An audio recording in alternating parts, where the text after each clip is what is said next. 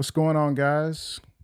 Armed Atlas, or just call me Aaron, from Gun Club Radio, Armed Atlas YouTube, and many other things. But today we're broadcasting directly to the Armed Atlas YouTube channel and Gun Club Radio YouTube channel, which is the podcast for having discussions about all sorts of things from what kind of parts should you add to your gun, what do you need to know about national concealed carry reciprocity that President elect Trump is talking about enacting, and everybody's getting excited about it. Is it worth your time to really invest energy or excitement into that? Should you tell your friends and your neighbors, or is it just not going to happen? Let's talk about that a little bit. I did want to talk, just start with, hey, what's going on, guys? It's good to see you. I've missed you. It's been a little bit. I guess we just addressed that. I've taken a little bit of time away to pursue some additional interests, spend a little bit more time with the family. I'm sure you understand.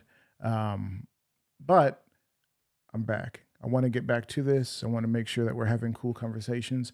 And I think with the new election, I think there's no better time to jump back into the conversation and ask, what do you need to know about this new concealed carry reciprocity thing? And the answer is there's not much to know other than I'm sure if you have a concealed carry permit, if and when they do pass this, if they should pass it, if you had a concealed carry permit, it would work not just in the states that honor the reciprocity of that permit, but all 50 states. Will that happen with the way that California and New York work? I'm doubtful, and I hate to say that because I like to consider myself an optimist. If you're watching live, please let me know if you can hear me great or if there's any sort of issues with receiving the image or the audio. But let's kind of talk a little bit about why I think it may never happen.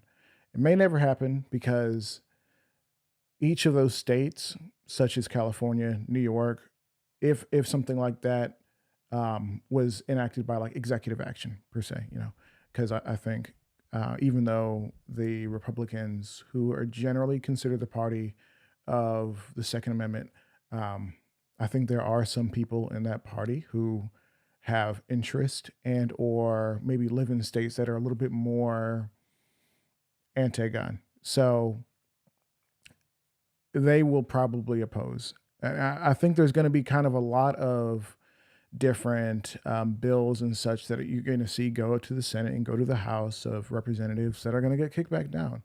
And it's going to suck, but I think for some things, it may be just fine. There may be some things that try to get pushed through that you're not really a fan of, whether you're a Trump fan or not. I think that there's going to be some things that you're going to be like, you know what? Not a fan of that. Not a fan of this war getting funded. Not a fan of this policy getting pushed. Glad it's going to get held up by some people who are just not a fan. And I think that's how democracy should work. Is not every idea listed by said party is going to go through. It's just how it should be, in my opinion. I did see good friend, major supporter of the show, Siege Talks. Hey, what's up, Siege? Hey, just popping in to support. Glad to have you back, and I hope you're enjoying the family as well. Yeah, definitely enjoying my family. Two little girls and a wonderful, beautiful wife, and every once in a while, I like to take a few weeks to just hang out with them and try some other stuff. I might tell you guys about this secret squirrel project I've been working on. Nothing to do with guns, but it's been a lot of fun. So if you guys really, really want to know about that, hit me up in the chat, and maybe I'll spill the beans. Maybe. That said, I took some notes because there was something I was talking about with my wife earlier today, and I was just like, oh, write that down. Where's that notes app? Pulling up my phone. Okay, so one thing that I would love with a passion, I would love to see them figure out is repealing the NFA. Everybody's like, abolish ATF and get rid of them. I'm like, yeah, do that. But if we could just start with repealing the NFA, National Firearms Act, that would be good. There are some pros and cons with doing that. Even though I'm super gung ho on the Second Amendment, very much an enthusiast and a believer and supporter of what we're doing in the Second Amendment space. I do know that there's going to be some people who would see it, well-intending people, people who consider themselves Second Amendment supporters, or maybe they're not like Second Amendment supporters, but they kind of generally find themselves in the positive side of the conversation with guns and stuff. Um, they will have a little bit of kickback, and hence some of the conversations that I've had recently about NFA. When I say hence, um, some of the conversations that I've had about the NFA, people have been like, "Well, I mean, wouldn't that make it easy?" Let's say the NFA National Firearms Act. It encompasses restrictions on suppressors, short barrel rifles, some other types of weapons, and kind of the big deal is fully automatic weapons, whether that's pistols, rifles, pistol caliber, platforms, whatever it is. If one pull of the trigger can unleash a sequence of rounds, um, that's considered full auto. And you are if you're at all concerned about that, if you hear, oh man, like abolish the thing that gives you the right to have full auto, abolish the thing that suppressors, those are scary. Like, wouldn't that make it easier for criminals to do their crimes in silence?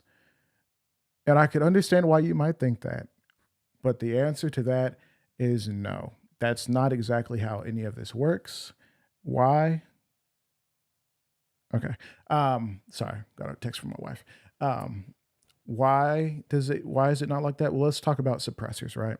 Suppressors are um not exactly as effective as most people think. There's very few suppressor combinations that kind of give you the movie quiet sound. Like you would have to combine subsonic ammunition with the right type of can on the right type of build, and then you can kind of achieve some really quiet shooting. So let's just get that out the way. Let's be really honest about how that works and go from there. Most like if you take the say the rifle that's behind me over my shoulder, that's 13.7 5.5. It's a 223 wild builds, so it can sequence 5.56 and 223. It can run those two rounds, which are pretty much the same but a little bit different, with no problem. And but if you put a suppressor on that, it's still going to be very loud. Like you will still definitely hear it. Will it become hearing safe, as in bringing the decibels from the dangerous or like damaging levels? Like you go to a concert, you stand in the front row, stand in front of a speaker for like over a certain amount of time, that'll damage your hearing. Same with guns, same with like aircraft. That if you get a suppressor, it will lower that decibel down and hopefully to the hearing safe level. Not all suppressors will bring it to hearing safe, but that's kind of the point, is to protect your hearing or to get a quieter experience. If you're out there hunting, a lot of hunters do not like to use hearing protection, depending on what they're hunting, because they want to be able to hear the world around them really well. They don't want their ears stuffed up and different stuff. I know this guy who goes duck hunting, and he's like, yeah, when we're hunting the ducks, we don't use hearing protection. Well, guess what? You're losing your hearing. You're damaging your hearing, and I don't want that for you. So definitely, if we could make it so it's really simple and straightforward for guys to be able to get a suppressor, especially lawful citizens, people who can legally buy a firearm. If you can legally buy a firearm, I think you should be able to legally buy a suppressor. If you can do that, I think that process shouldn't be extremely difficult. It shouldn't take a long time.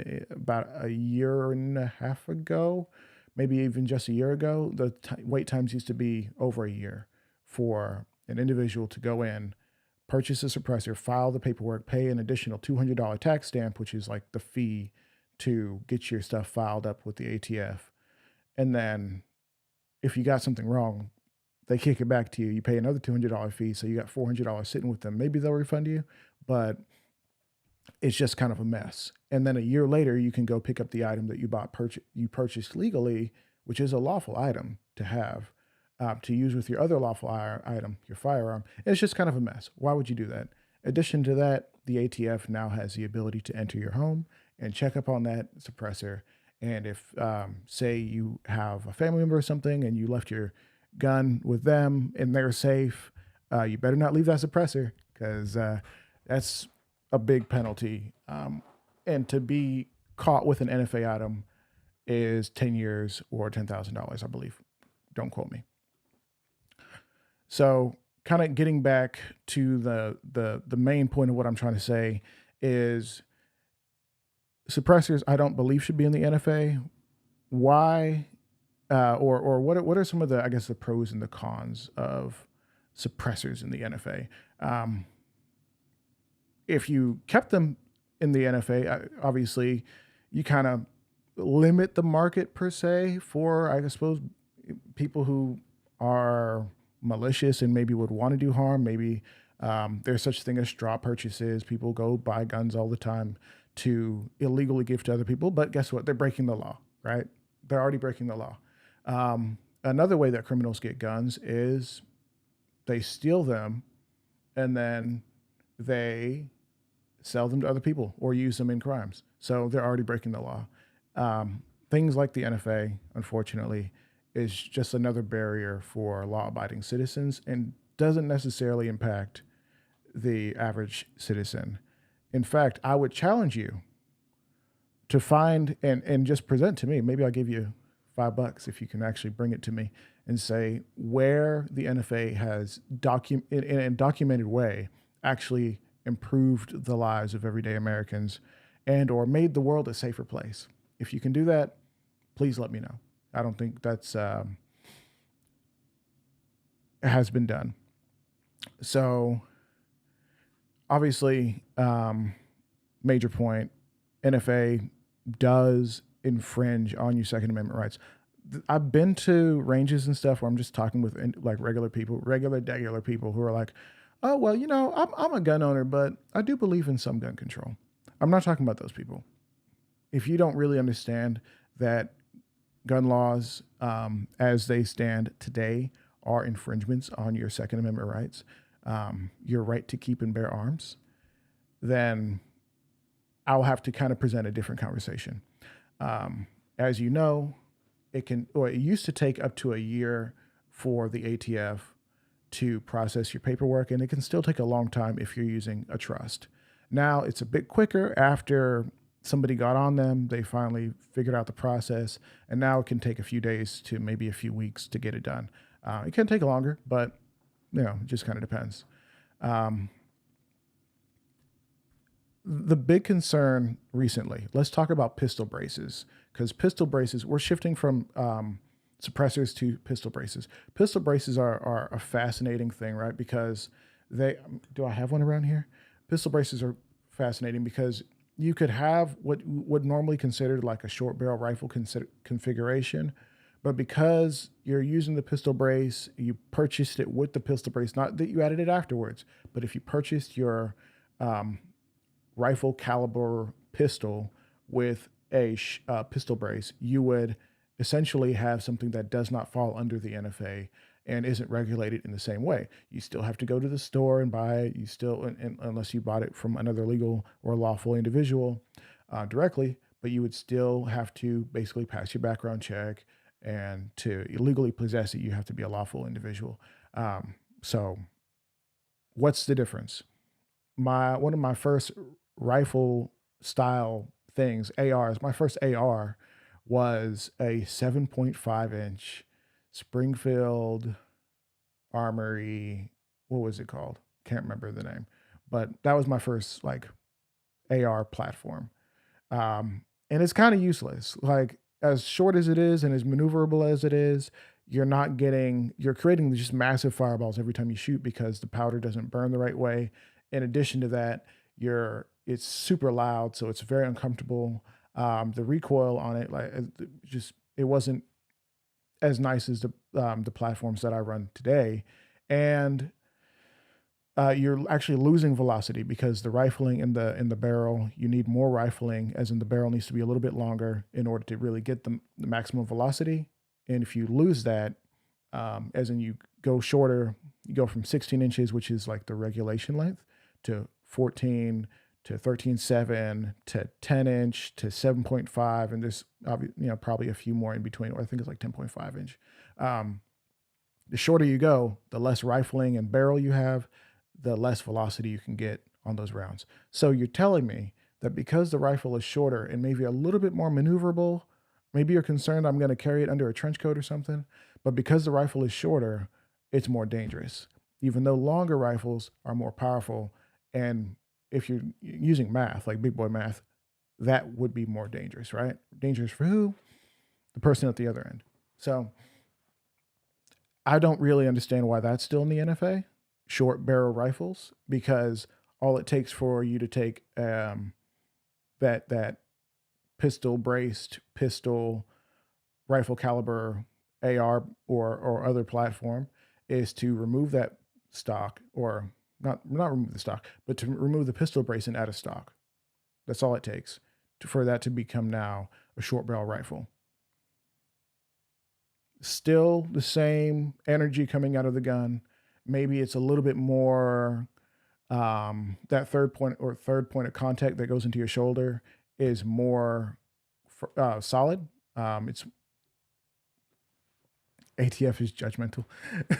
Black Powder Podcast. Good to see you in here, man. But just it doesn't make sense to me that AR pistols and other platforms that are a little shorter, but they're not rifles. Like, it's all kind of the same. If I have a gun, I have a gun.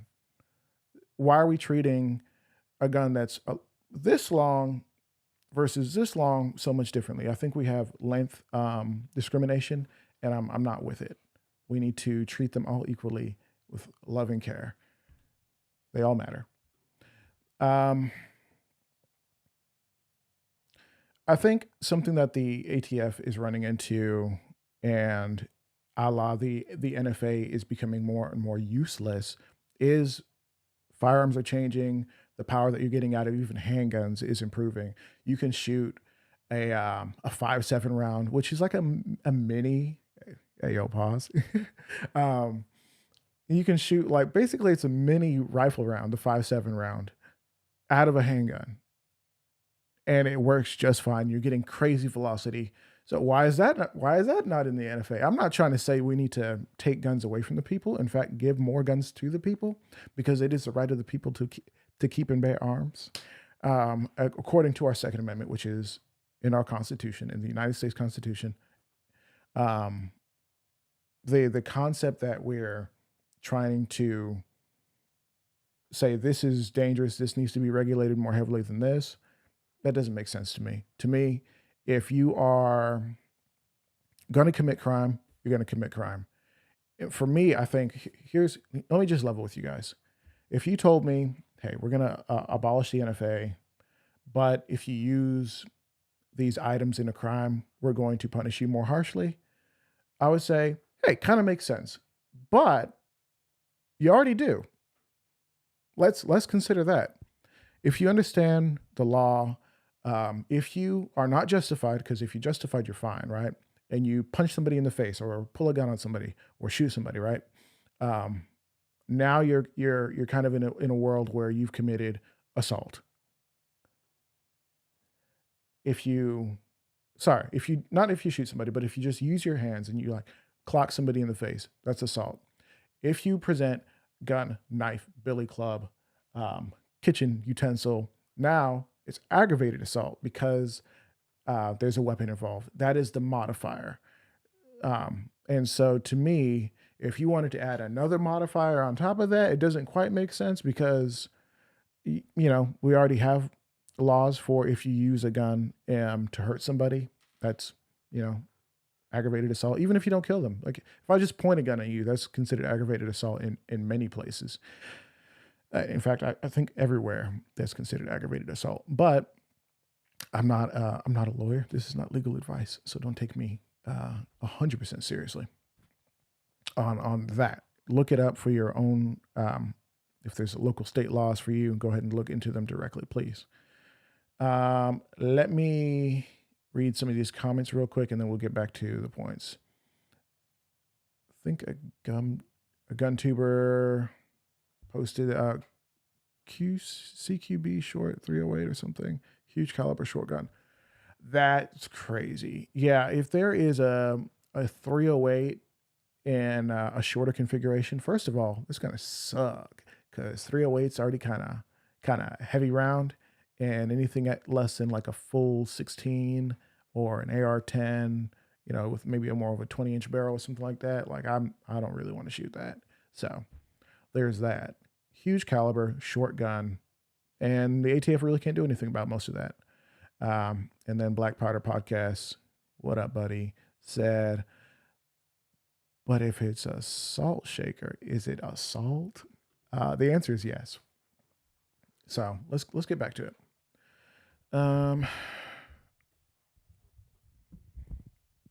So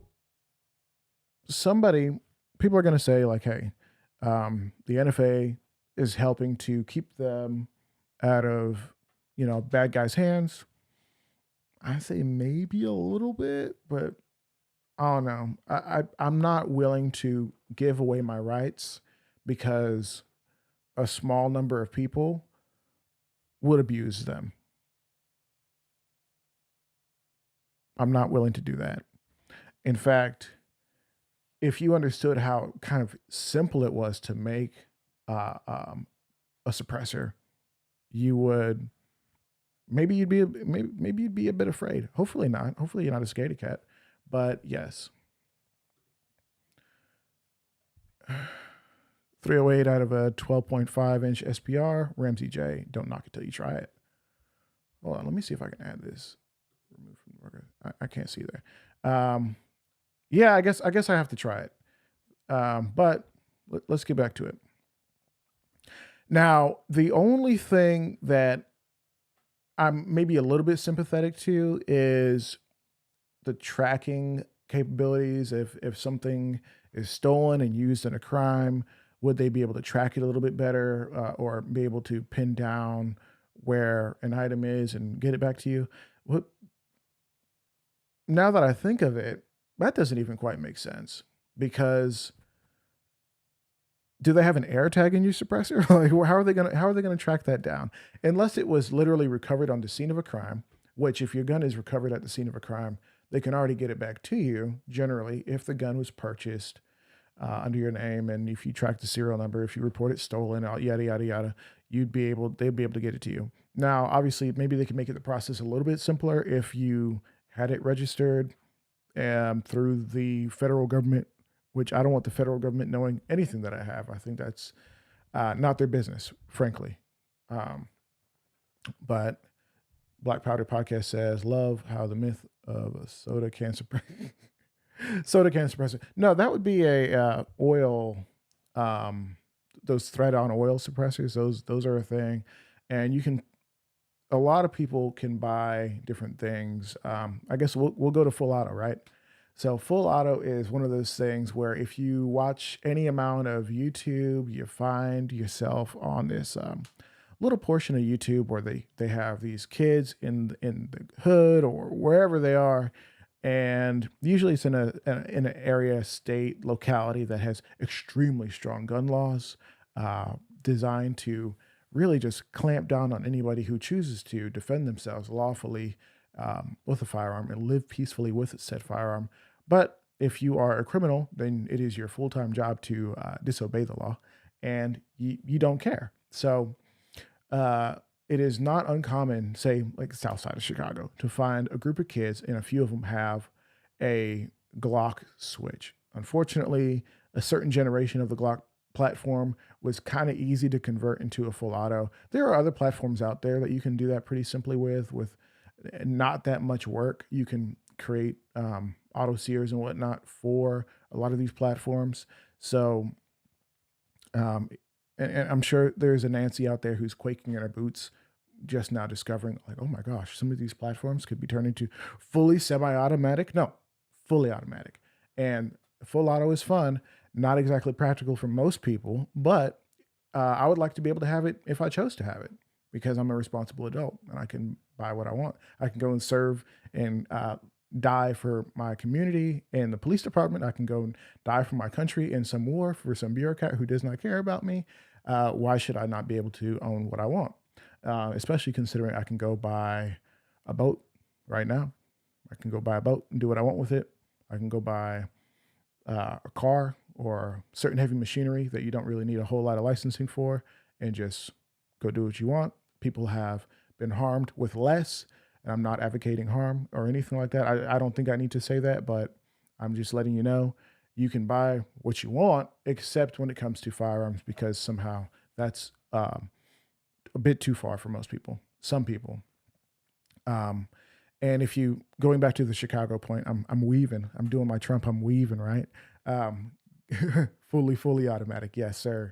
So going back to the Glock switch thing, you could buy Glock switches from websites, and I'm not sure. Some of those I'm sure are feds operating the websites. Do not buy a Glock switch if you are not was an SOT 7 and you are not fully licensed by the state, the federal government, to be able to manufacture full auto firearms. Do not purchase or try to modify your gun. I'm telling you this just as a friend. I don't want you to get in trouble, and I don't want to be seen as advocating for people to do crazy stuff that could get them locked up for 10 years or with a $10,000 fine. That's just not smart. So let's not do that. But there are places, talking to adults here, right? There are places where you could go and easily obtain Glock switches. I'm sure there's gun dealers bringing stuff in from China, and they're presenting like a kind of an overkill device, and which is making some of these kids even less accurate, spray and pray. So my point being is let's hold on. My point being is I would hate to kind of let me collect my thoughts. Oh my gosh, just kind of lost it there. Here we go.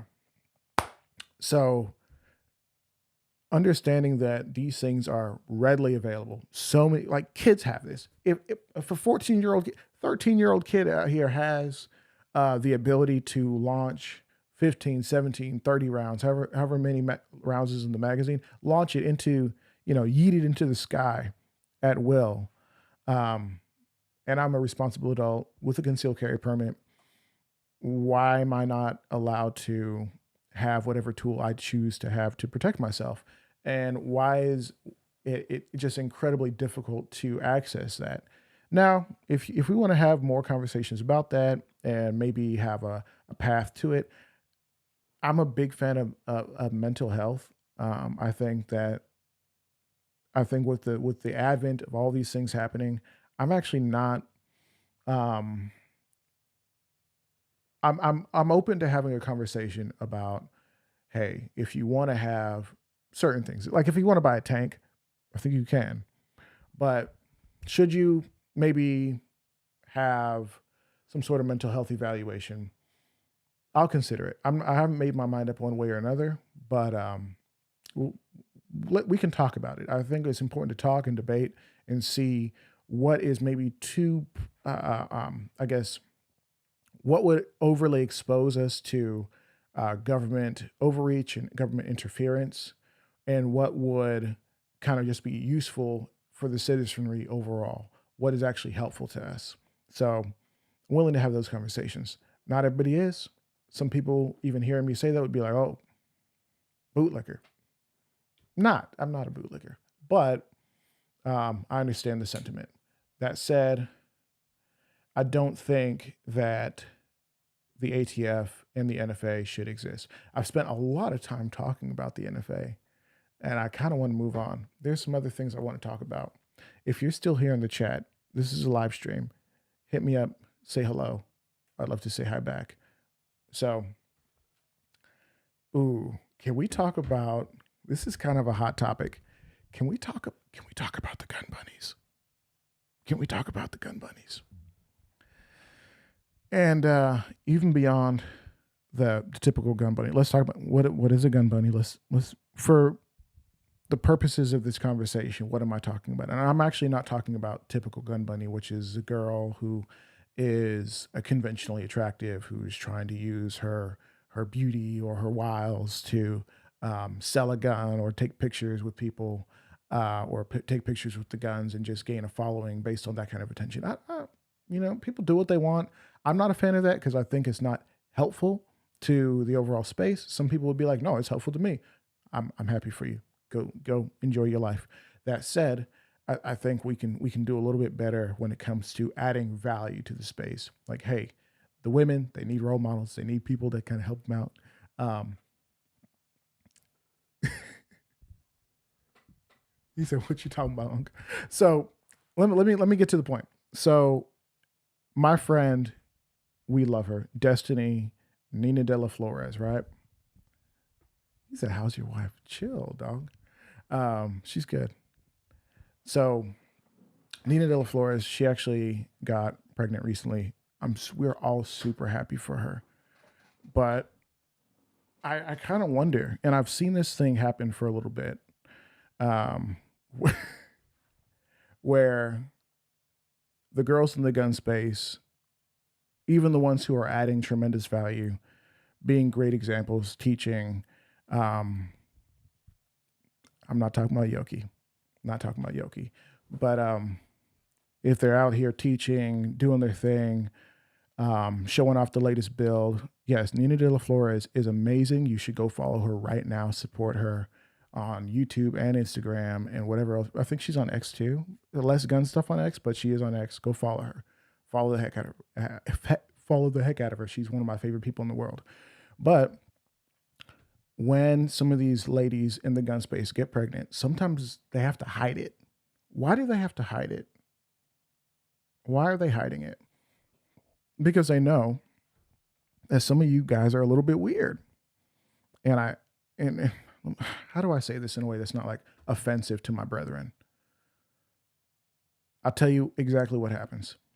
So the career is doing this, and then, hey guys, I'm having a baby, or I'm getting married, or it's Valentine's Day, and my boyfriend or my husband took me.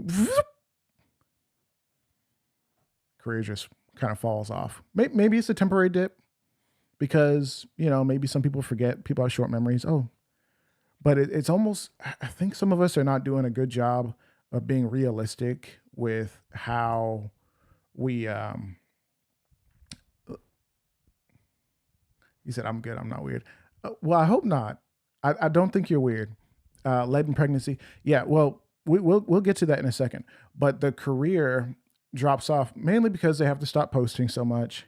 Some of them stop posting because they don't want to share and kill the internet fantasy. I had a conversation with, this is one of the previous podcast episodes. Just say Sims. Get disappointed and realize that the fantasy is just that, a fantasy. Ooh. Yes, Ramsey J said it the best. Just say simps get disappointed and realize that the fantasy is just that, a fantasy. I'm so glad you're here because you said it in a way that just works. Yes. And unfortunately, I think there's a lot of guys who wouldn't consider themselves that. They think they're doing okay, but at the end of the day, that's what they're doing. Is they think they're supporting and they think they're doing the right thing, or they think maybe they're gleaming something, and maybe they are. But at the end of the day, there's some sort of fantasy element to it. And I think just as dudes, as men, as guys in the community, and as guys in our local communities, I think we need to just take a second, take a deep breath, reevaluate some of our relationships with social media people, with ladies in the space, and ask ourselves, at what point are we kind of living in a fantasy world, and at what point are we just being realistic? Obviously, if there's somebody in your life that you're like, hey, I want to get to know this person, great. But the influencer with tens of thousands or a couple hundred, or even even 100,000 followers, or 50,000 followers. She's not here for you. Let's be wise. Let's be really wise and support the ladies that we want to support, and don't turn on people. Don't like literally unfollow people or decide that you can't like whatever is happening up here. And I don't even know if I should be talking about this right now because it seems like everybody in this chat right now gets it. Like, hey, it's weird. It's weird. So Siege is saying some really, really important stuff. She said something really important. She said females audiences are based on their physical attraction and how much skin they are willing to reveal. Unfortunately, a lot of ladies are stuck in that boat. I've talked to so many ladies who are not in a phase in life where they can lean on that anymore. Say they're a little bit older, um, any reason. I'm not saying that they're not doing okay, but there's some ladies who just they choose not to, or they cannot lean on like physical attractiveness at this point in their life, and they find it difficult. I think mentally difficult, and I think there's something we all have to overcome, right? Like there's mentally difficult things, right? But I think, like I was talking to somebody who is a security professional, has worked overseas with like royal families, and gives advice on like safety tips.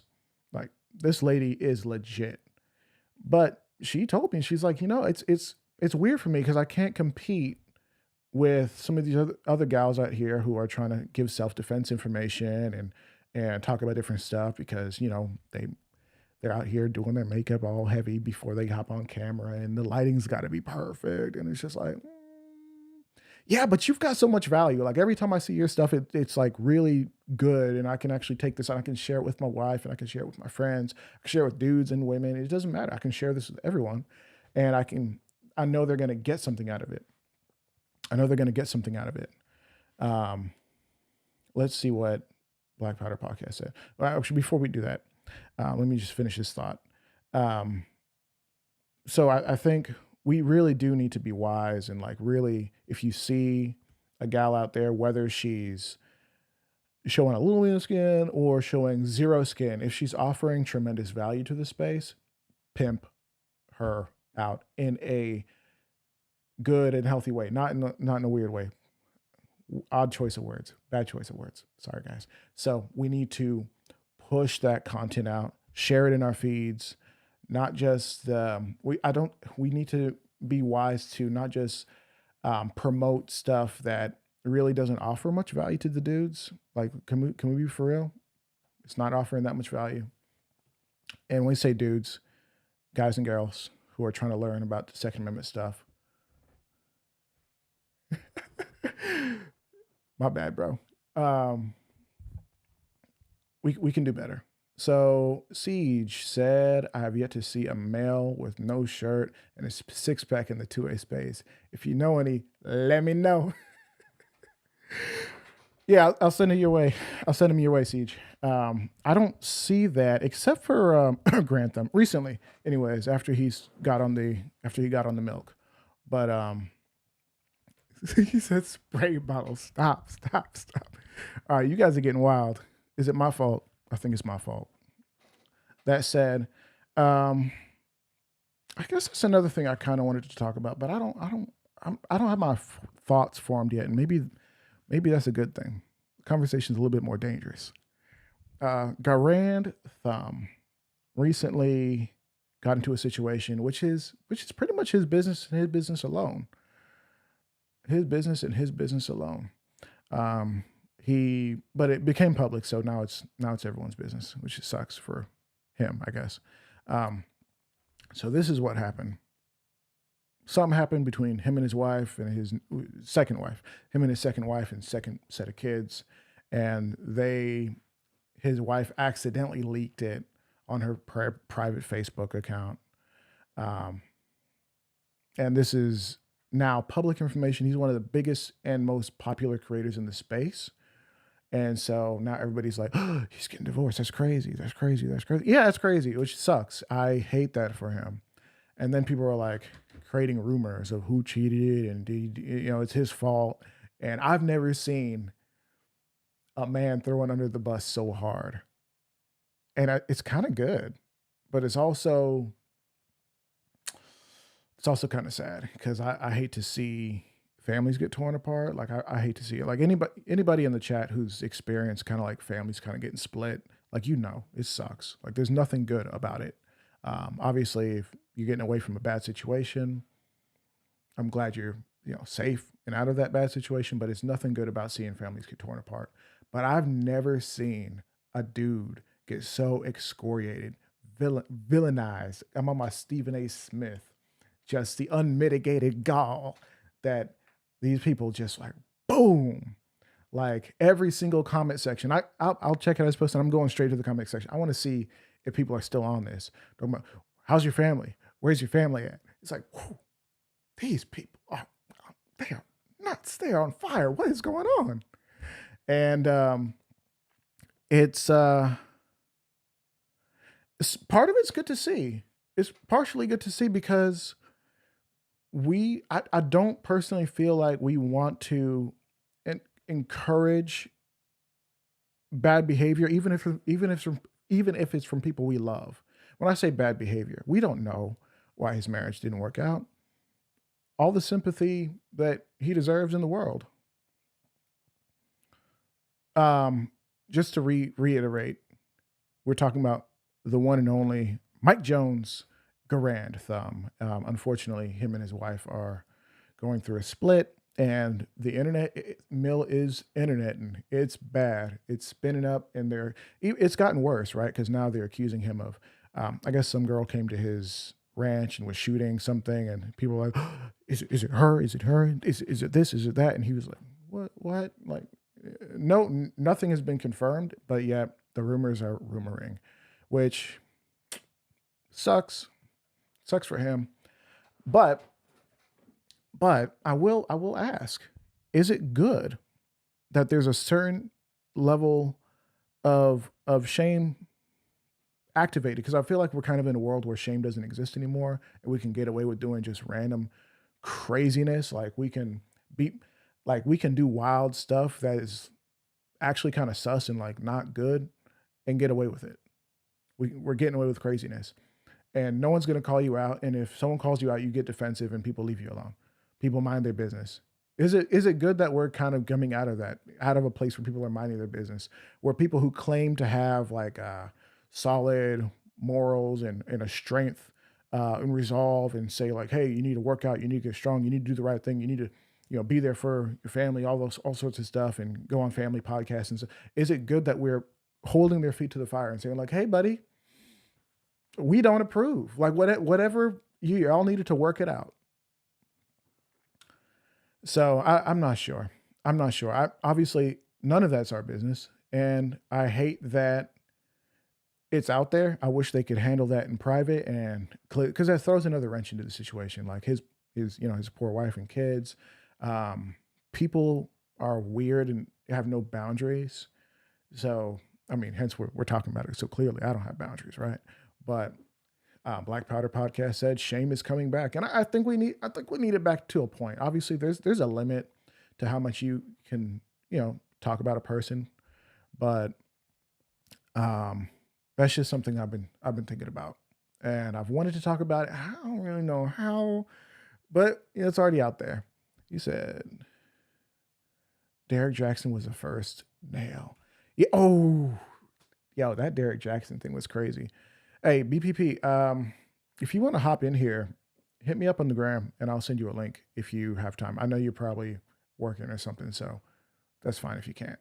But I'd love for you to come say hi. That said, guys, I'm working on some stuff. I can't really share everything, but I had a conversation with a gentleman who, I don't want to spoil it, but for you, I'll do that. I did an interview because everybody knows Gun Club Radio. It's a podcast. We've been away for a while, but I wanted to shift into someone, oh, I'll answer that in a second. I wanted to shift in kind of like a documentary, documentary style production for this one because it's so good. Like this conversation is amazing. And hey, I see you, man. I'm gonna send you that link. Um, why is that there? So I wanted to kind of share this conversation in a way to really kind of like help build it up and build it out. This guy, he was, ooh, how old was he? Was he in his early 20s? And he goes outside and he's hanging out with his family. And then somebody comes and punches his sister in the face. And that one punch nearly changes the course of his entire life. Guns come out, it gets bad. He is justified from what he's telling me, but he gets arrested. That's all I'm going to say. That's all I'm going to say. So if you guys want to see that, make sure you're tuned in. Make sure the little bell notification is on. And yeah, I'm going to read some comments and I'm going to send an invite over to our friend Black Powder Podcast so he can just jump in for a few minutes because I love that guy. And I want him to kind of tell us about something that he's been working on because it's kind of cool. So Ramsey J said, couldn't care less about his personal life. I don't know how people not involved care so much. You're right. We shouldn't care. Other than, obviously the human sentiment of like, hey, these are children. This is people's lives. And you hate to see it. No rooting for anyone's downfall. In fact, I nearly actually got into it with somebody the other day because somebody was like, accusing him of being a pedo or something crazy. I'm just like, hey, yo, like what? Like what are we doing? What are we doing? Like that's not. There is no evidence that I've seen anywhere. Is there domestic violence? It wasn't a DV case. Isle. It was more of like a neighborhood beef that got bad, and the sister was struck, and they kind of escalated from there. So, but if you wanna tune in to that, keep pushing me, and I'll go ahead and finish it up, and we'll get it done. Siege Talk says people need to mind their business. These internet personalities, these internet peoples are personalities. I'm a little dyslexic. I'm sorry. It's not real life. Yeah, it's not real life. None of it is. So, and hold on, let me just get this link over to our guy, and he'll type in with us, and we could chat a little bit. Technology is so fun. But real quick, while I'm doing that, where are you guys from? Because I'm seeing there's a few of you in here. Some of you dropping in and out. Where are you guys from? And if you don't say Texas, I'm gonna be a little sad because that's the greatest place in the world. That said, there's a few other places that are pretty cool. But where y'all from? What y'all up to? And why are you up so late? It's 9:00 here, and I'm sure some of y'all on the East Coast staying up late. You deviants. Oh, let me send this over. Oh, hey, how is it out in California? I say California like that's not mean to say, but are they giving y'all a hard time, or obviously the election just happened and it confusing. That electoral map is confusing, but how are they doing over there? How y'all doing over there? Just sent that link over to our guy, so he'll probably hop in a few minutes, and then we'll go from there. We will go from there, and we'll chat. But while we're waiting on him, another project that I'm working on that I kind of want to do in the documentary style thing is this conversation that I've had, and I don't know how to frame it in a way that'll do well. Over in PA, and it's 10 p.m. Siege be staying up late. Like I know you got to go sell insurance in the morning. So what are you doing up so late? Thank you for supporting me. So, I had this conversation, and I got like 6 or 7 women in the gun space from varying different degrees. Some of them are more like martial arts focused, and some of them are kind of still new to guns. Some of them are like 3 gun experts. One of them was an Olympian, and I got them all together. Different conversations, different interviews. I'm going to put it all together for one cohesive conversation about what is a girl gun, and kind of there's a through line. And at the end, we kind of settle on kind of like the ultimate gun for women. But I was I wasn't surprised. I wasn't surprised. Siege says, I'm going to bed. I'll catch you on the replay. I'm so glad I could encourage you to turn it off. Turn off YouTube.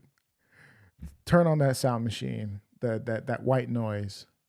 Go to bed, Siege. I'm so glad that you could be here. You're fantastic. Definitely love and appreciate everything you've contributed to this channel. You've done so much. Thank you so much. Yeah, just waiting on okay, he's coming in a few minutes.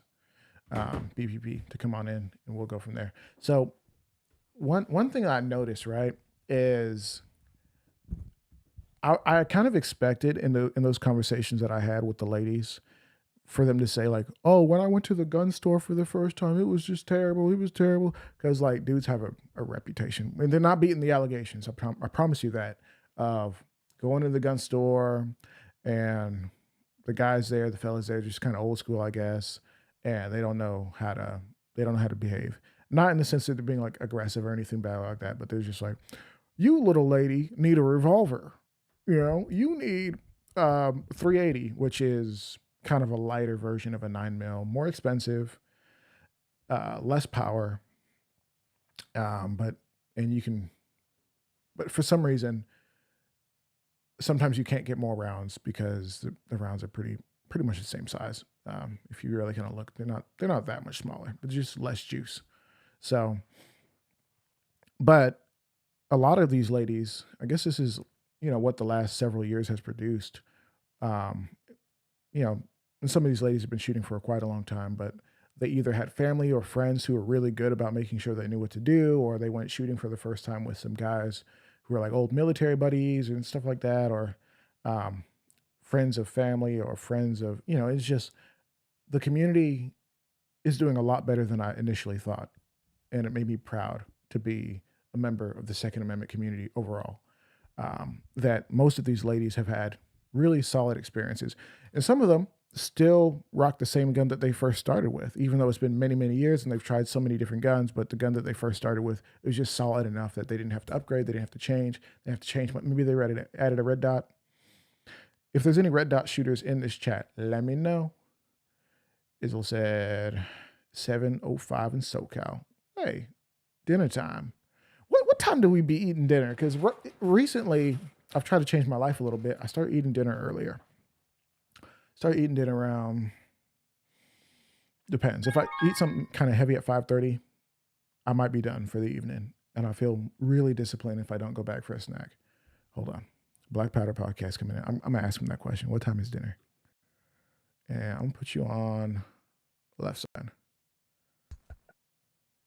Left side. What's going on? Hold on.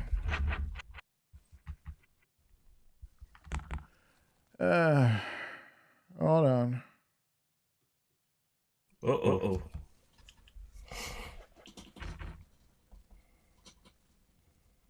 Here we go. Yeah. Perfect. Yeah. Yeah. There he is. You, sir. You. Black Powder Podcast. What's up, man? Not much, man. How's the wife? She's great. She's right there. Yeah. Hey, tell her I said hey. I will. Side note, you ever notice that there's no way you can ever say that peacefully without having to sound kind of sus? Say what? Tell your wife I said hey. Hey, what you trying to get into? Like, what's going on? I mean, even if you're trying to be like super nice about it, you put on like really nice. Tell your wife I said hey. It just right. It's crazier. Like when like other ladies say, but like, how's your wife? Like, am I giving vibes? Like, did I send the wrong? I promise you, I'm not trying to be that way. Like, I tell don't your wife I trust said any. hi. And then they give you crazy eyes. Tell your wife I said hi.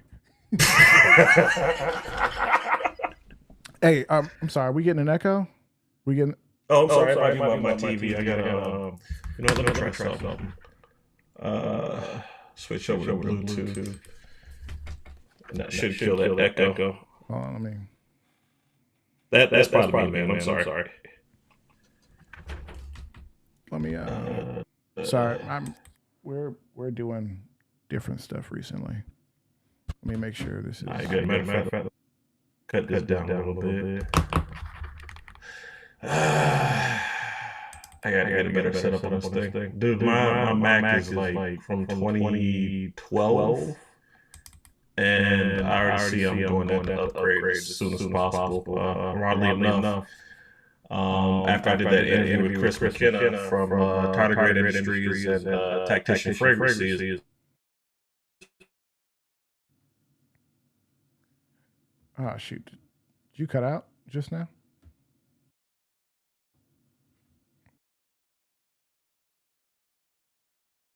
Got a real I hear you now. big I'm muting close up myself. on I'm my just gonna face. check it out, make sure we're not crazy. Okay, I can hear you now. Yeah, can you hear me? Yeah, I can hear you. I'm just Oh. checking the feed because somebody said echo, echo, echo. So I'm like, yo, what? Did I take care of it? 1 second. Yep. Whoop.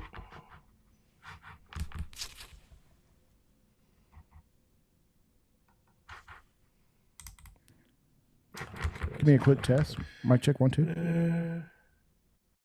Mic check 1 2.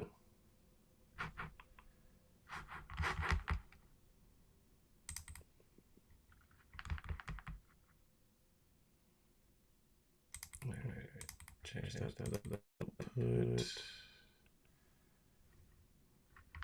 Yeah, you are getting XO. Let me check my mix minus setting. All right.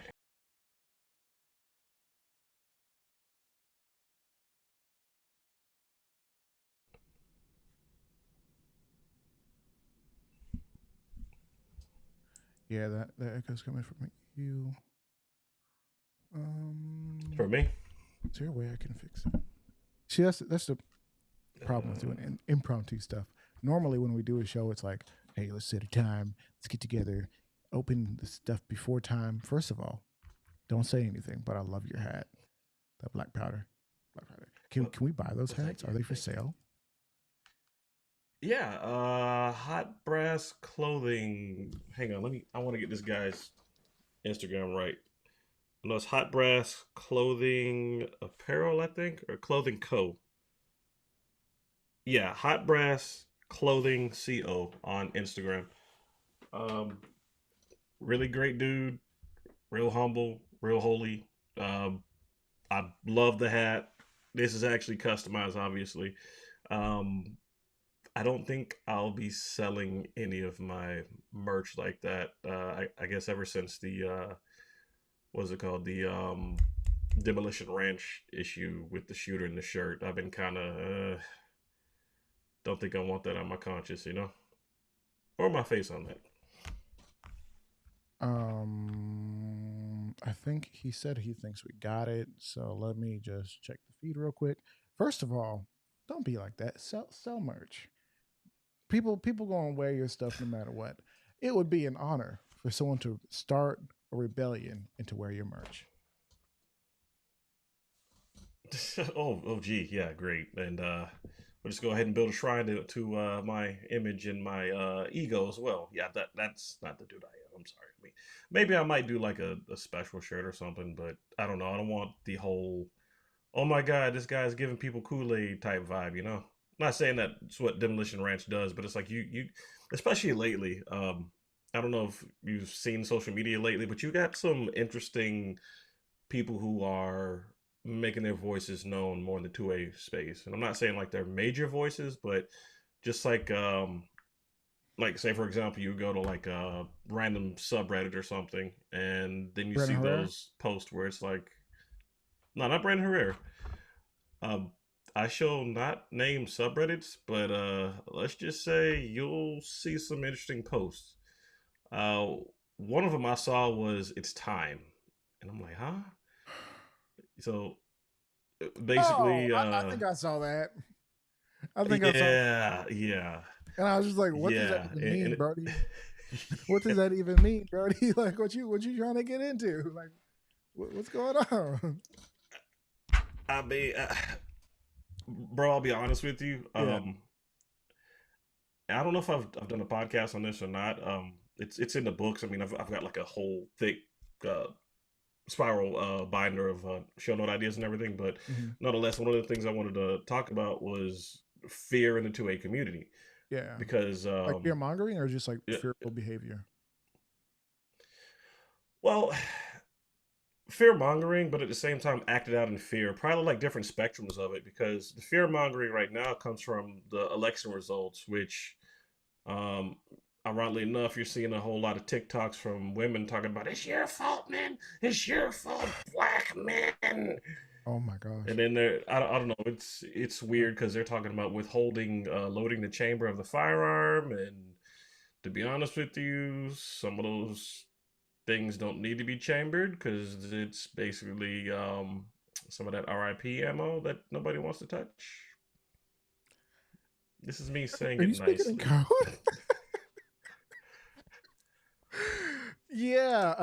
Let Honestly, bro. First of all, I'm gonna say this. I'm gonna piss somebody off. That's okay. People need to be more responsible with who they get with and who they go crazy with. You know what I mean? People need to be more yeah. responsible with who they get with. I'm gonna say it one more time. Umar Johnson in the building. People need to be more responsible for who they get with and who they go crazy with. Yeah. Period. And I Yeah. know in today's day and age, it's hard. Oh, you don't meet somebody, and we're trying to find something. Maybe I don't want something serious. I'm not in the phase of my. Oh, get serious. Yeah, Get actually, serious. a better a better analogy would be it's mainly coming from high points who want federal premium inside of them, and nobody likes a high point. No, they don't. But it's crazy to me. I'm just like, bro, I'm so happy that the ladies are killing hookup culture again. Every 4 years Oh, they do. and that goes back to what you talk about with shame, because it's like I think now what I'm hoping for is, like you said, the whole responsibility thing as far as choosing who you're going to hook up with. I'm really hoping that the single mother epidemic will actually start decreasing, and then we'll bring back responsibility and nucleic families again. Yeah, yeah. Where Somebody's you gonna actually maybe have misunderstand what we're trying to say, but ultimately, let's do the right thing as much as humanly possible. right, right.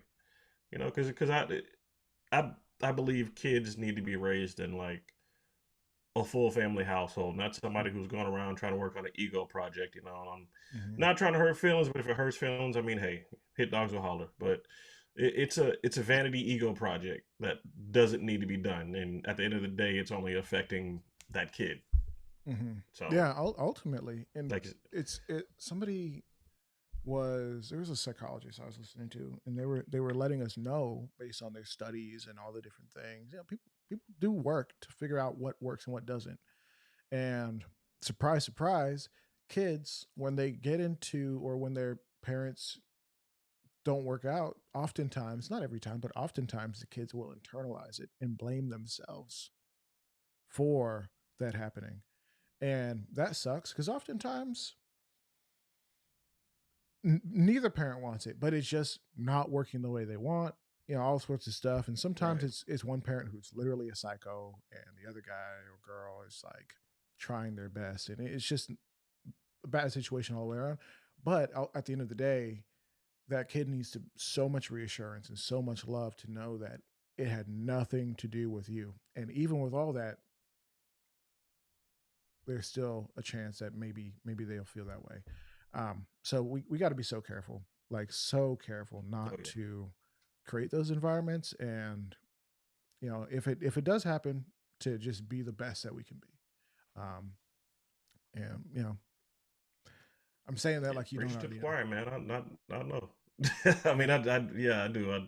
I was married around enough. I don't know if I've said it multiple times, but nonetheless, that's how I started my 2A journey. It's like I was living in the house, which is basically an empty house, or as my mentor put it, a shell of a failed relationship. I think that's how he Mm, put it. He might have said carcass, but nonetheless, I mean, he's making carcass. a point. And but it's the truth, and I was actually fearing for my life because I didn't know what her family was gonna do. So I made my first purchase, a Mossberg Maverick '88. Bro, that's tough, and that's not even the right word. That's brutal, considering like you're just trying to live peacefully, and now you're not quite sure what a third party will do in defense of a situation they don't even fully understand. They Yeah, don't. and lies are powerful too. And Mhm. even if the other person's in wrong or something, they still might be like, "Well, that's not right, so we're gonna take care of them now." But I mean, it is what it is, and mentally, it was already hard enough trying to deal with just being there. But you add on top of that the stress of like, okay, I got a ton of glass all over my front door. This could end badly, so I got to do something about it. Mhm.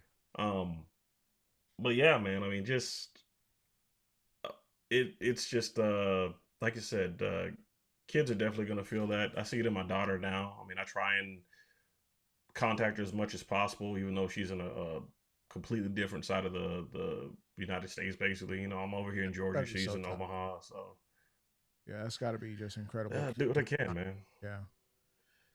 Now,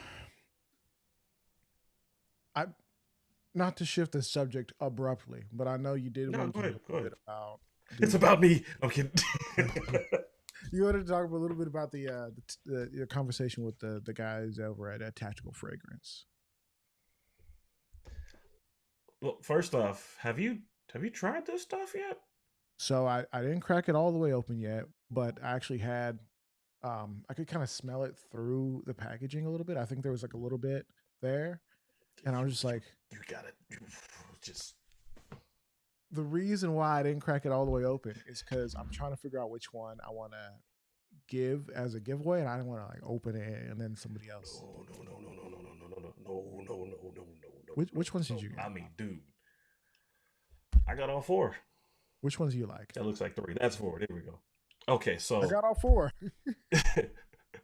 because I was holding my fingers up, and I only got three. But okay, man. Okay, so let me tell you, I tried all four of them last week because I have a 10-hour work day, and I work 4 days a week. So there's four fragrances. So I said, 4 days. okay, cool. I started off with the Hush, which, funny enough, I was just so excited to get them. I didn't really read the instructions on how to apply it. So I'm just all like, how do I get this to work? Yeah, so the instructions are right here. Do you have it with you? Yeah, hang on, hang on. Yeah. So for reference, Tactical Fragrances. There's a company out of the East Coast. Yeah, East Coast, and they've created something really cool where they have basically cologne or fragrances that the packaging isn't some male model, some cigarette boy, like real spindly guy with abs or whatever, with his hair blowing in the wind, and he's on a yacht and he's just kind of a little bit effeminate, but still semi masculine. Um, Instead of doing that, the imagery is more oorah hoorah hoo-ah, More tactical. more tactical. Tactical is a little played out. I'm I gonna I gotta grind get on him for that. Pause. But tactical. um, sorry, I didn't mean to interrupt you. Metal You can Gear, continue. bro. You are you this guy? Here, let me give you the let me give you the screen. You can show them off and kind of talk about them a little bit. Thank you, Otacon. Anyway, Metal Gear. so Metal Gear. So I started out the week with the Hush, right? Which, as you can see, It is Is that a basically smoker like lighter? it's a no, no, no. We're gonna get to that one in a minute. It's a suppressor. Oh, See, it's even got the threading in it. I wish I had my light on me. I Ooh, see. all the fragrances kicking up. But you push here, and when you push, it comes out the top. That's fascinating. At first, I thought, oh, dude, it's cool to apply, but like I was saying, I didn't read the instructions because I was so happy with the fact that I had it, and I sprayed my TV with it. But No, nonetheless, TV smells your TV nice. smell good now. But that was the first one I tried. I like the way it smells. But that was the first one I tried, and it's like a light fragrance. Yeah. Smells really good. And I was like, okay, cool, cool. And it lasted throughout. Matter of fact, longer than a day. Because it lasted. Sometimes you get so tired you come home and just go straight to sleep. Yeah. Uh, that cologne was still on me, and it was still smelling good. It was almost like it was still just um, pushing the aroma through the air, and Hmm. it was like I was waking up smelling like, oh god, it's cheap air toilet. This is the Michael Jordan fragrance from Walmart or La whatever. toilette. No, that's Right? It it was still smelling good. So the next day, I think I tried the brake, yeah. which The old muzzle the brake. front of it looks like, yeah, man. Oh, it was so cool. Yeah, And that's I really like it because I think I can take this on the plane with me whenever I travel. I Let me think double check. most of them are under 4 ounces, if not all of them, actually. Yeah, this is 5 milliliters. Yeah. This is the well. When I get a better camera, you can read that. Right now it's Sanskrit, but yeah, it's 5 milliliters. Um, Break instantly became my number one favorite, Oh. and I really wanted to wear it more often, but I'm like, no, I really need to try these other ones out. Hmm. So then I tried on the third day, I tried the super top secret one. I made a post about it on my Instagram, but I redacted the information, quote unquote. So you saw the other three fragrances, and then I put this one out. But nonetheless, um, the Fuse, formerly known as Bang. Um, what? Not that this product sucks, but what sucks about it was the original name was Bang, Hmm. and because of copyrights and everything else from other products, he had to change the name. So now it's Fuse. Wait a minute. I thought it was called Frag Actually, I'm sorry. I gotta go back and double check because I'm seeing because it says I Fuse think on the top, but I'm pulling it up right now. let's say Frag at the yeah. Check and see if it says Frag at the top. The main thing I remember is that it was formerly called Bang, but he had to change the name of it because of Yeah, no, copywriting. yeah, the Bang. I Yeah, think it was the energy drink. I think it was something else, like something completely unrelated. And yeah, and yeah, so that one should be called Frag, but I right, don't right, think it's right. out So yet. no, it's not out yet. Matter of fact, I think we got some of the first bottles, but um, he sent over the prototype bottle that he was working on, Yeah, that must be the old and because yeah, I think the new name. yeah,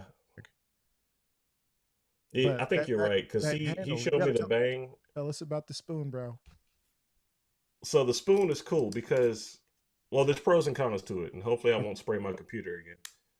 Don't worry, you So it will. does actually, it does actually unpin and it does come off, but you can still spray it with the pin on. So I prefer to keep the pin on.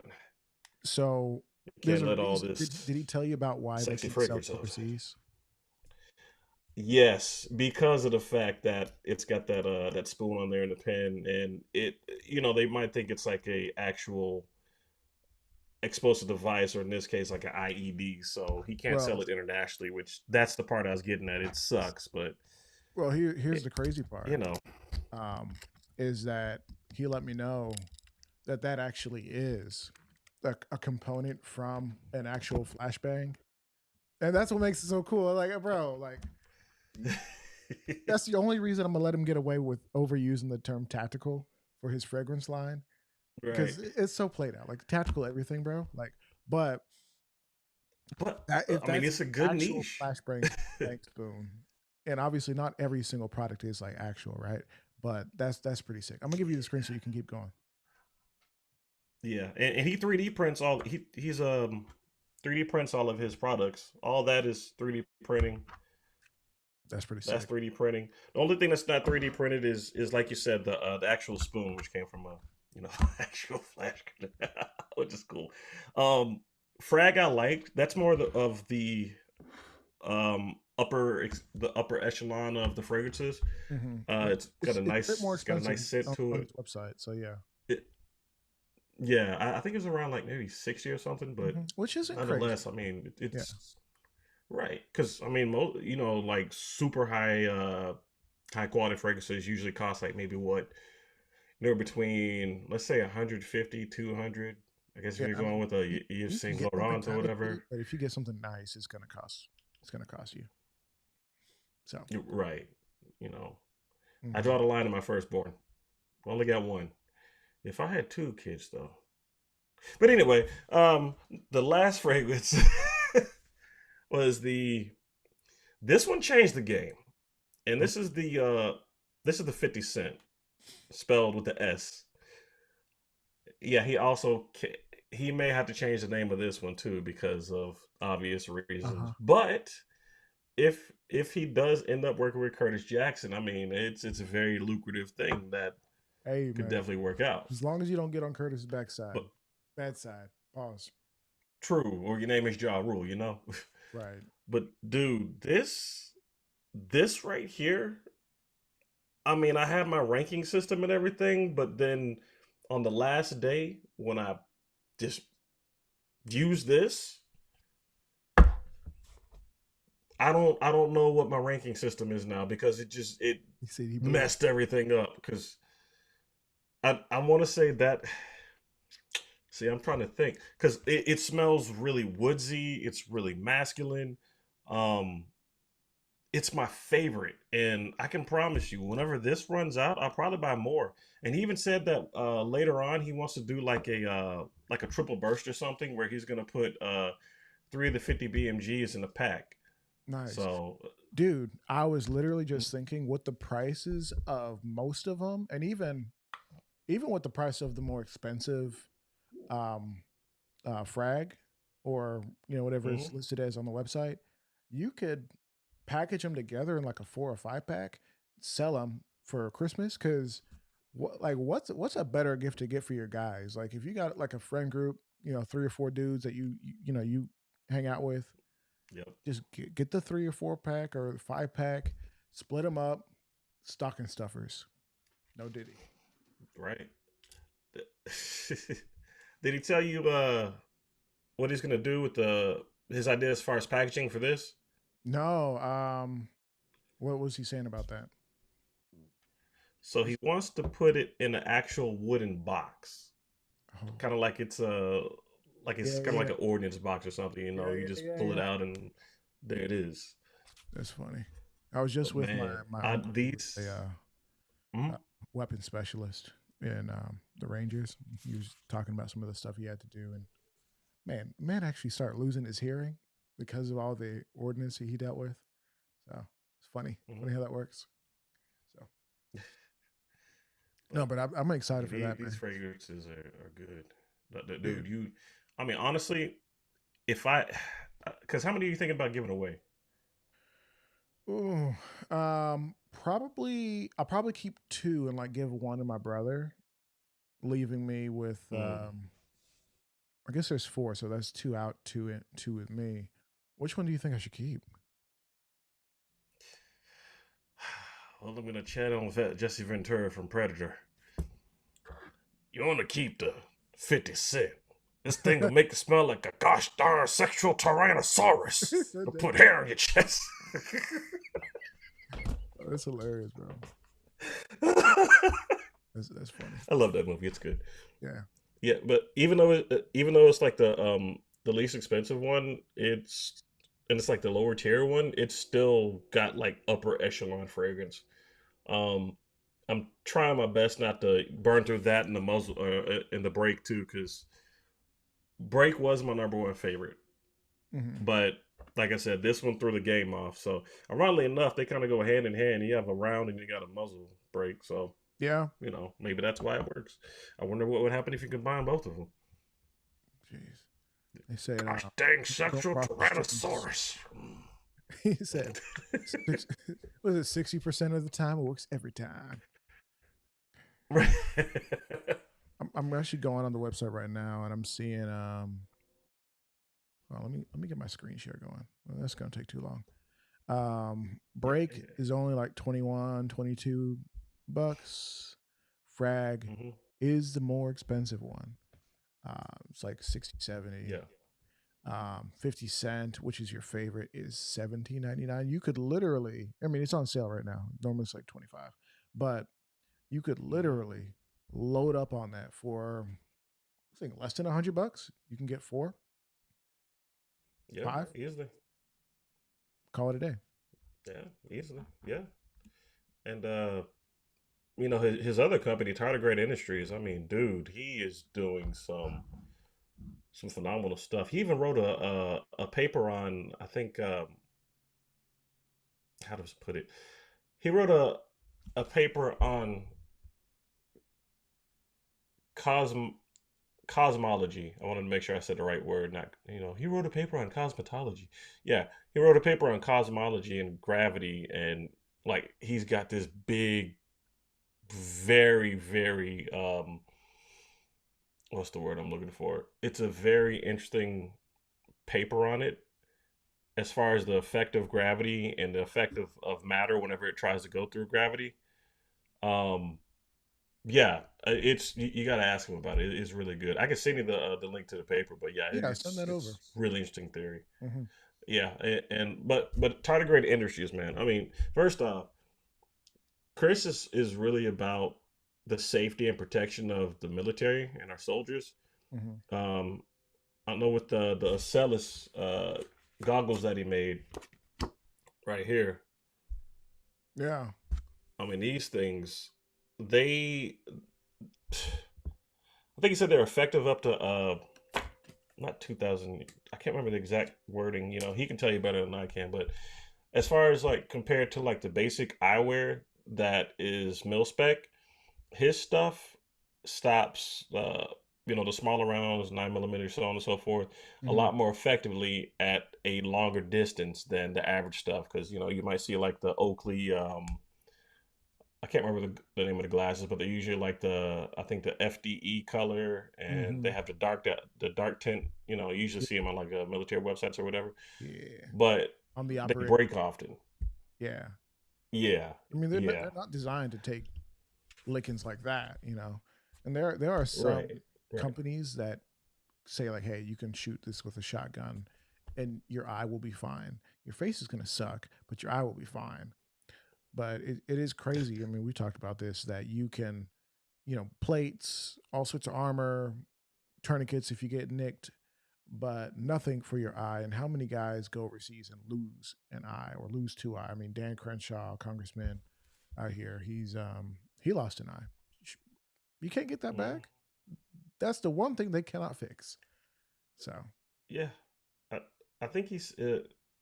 Don't quote me because my numbers might be wrong, but I think he said there's at least a 68 attrition rate as far as like eye injuries over the military. mm, And once a soldier loses an eye, they're only going to be so effective. So right. I'm you not can't sure put them that back kid in the guys have field. to lose their eye. I mean, I'm probably wrong, and I'll stand corrected. But I don't know if anybody who's lost an eye and has been able to stay in. Yeah, I was telling about my coworker. He ended up he had an eye injury too. He was in the military. Hmm. Uh, he got it when he went overseas, and he has to wear like a glass eye or prosthetic over what's left. So Yeah.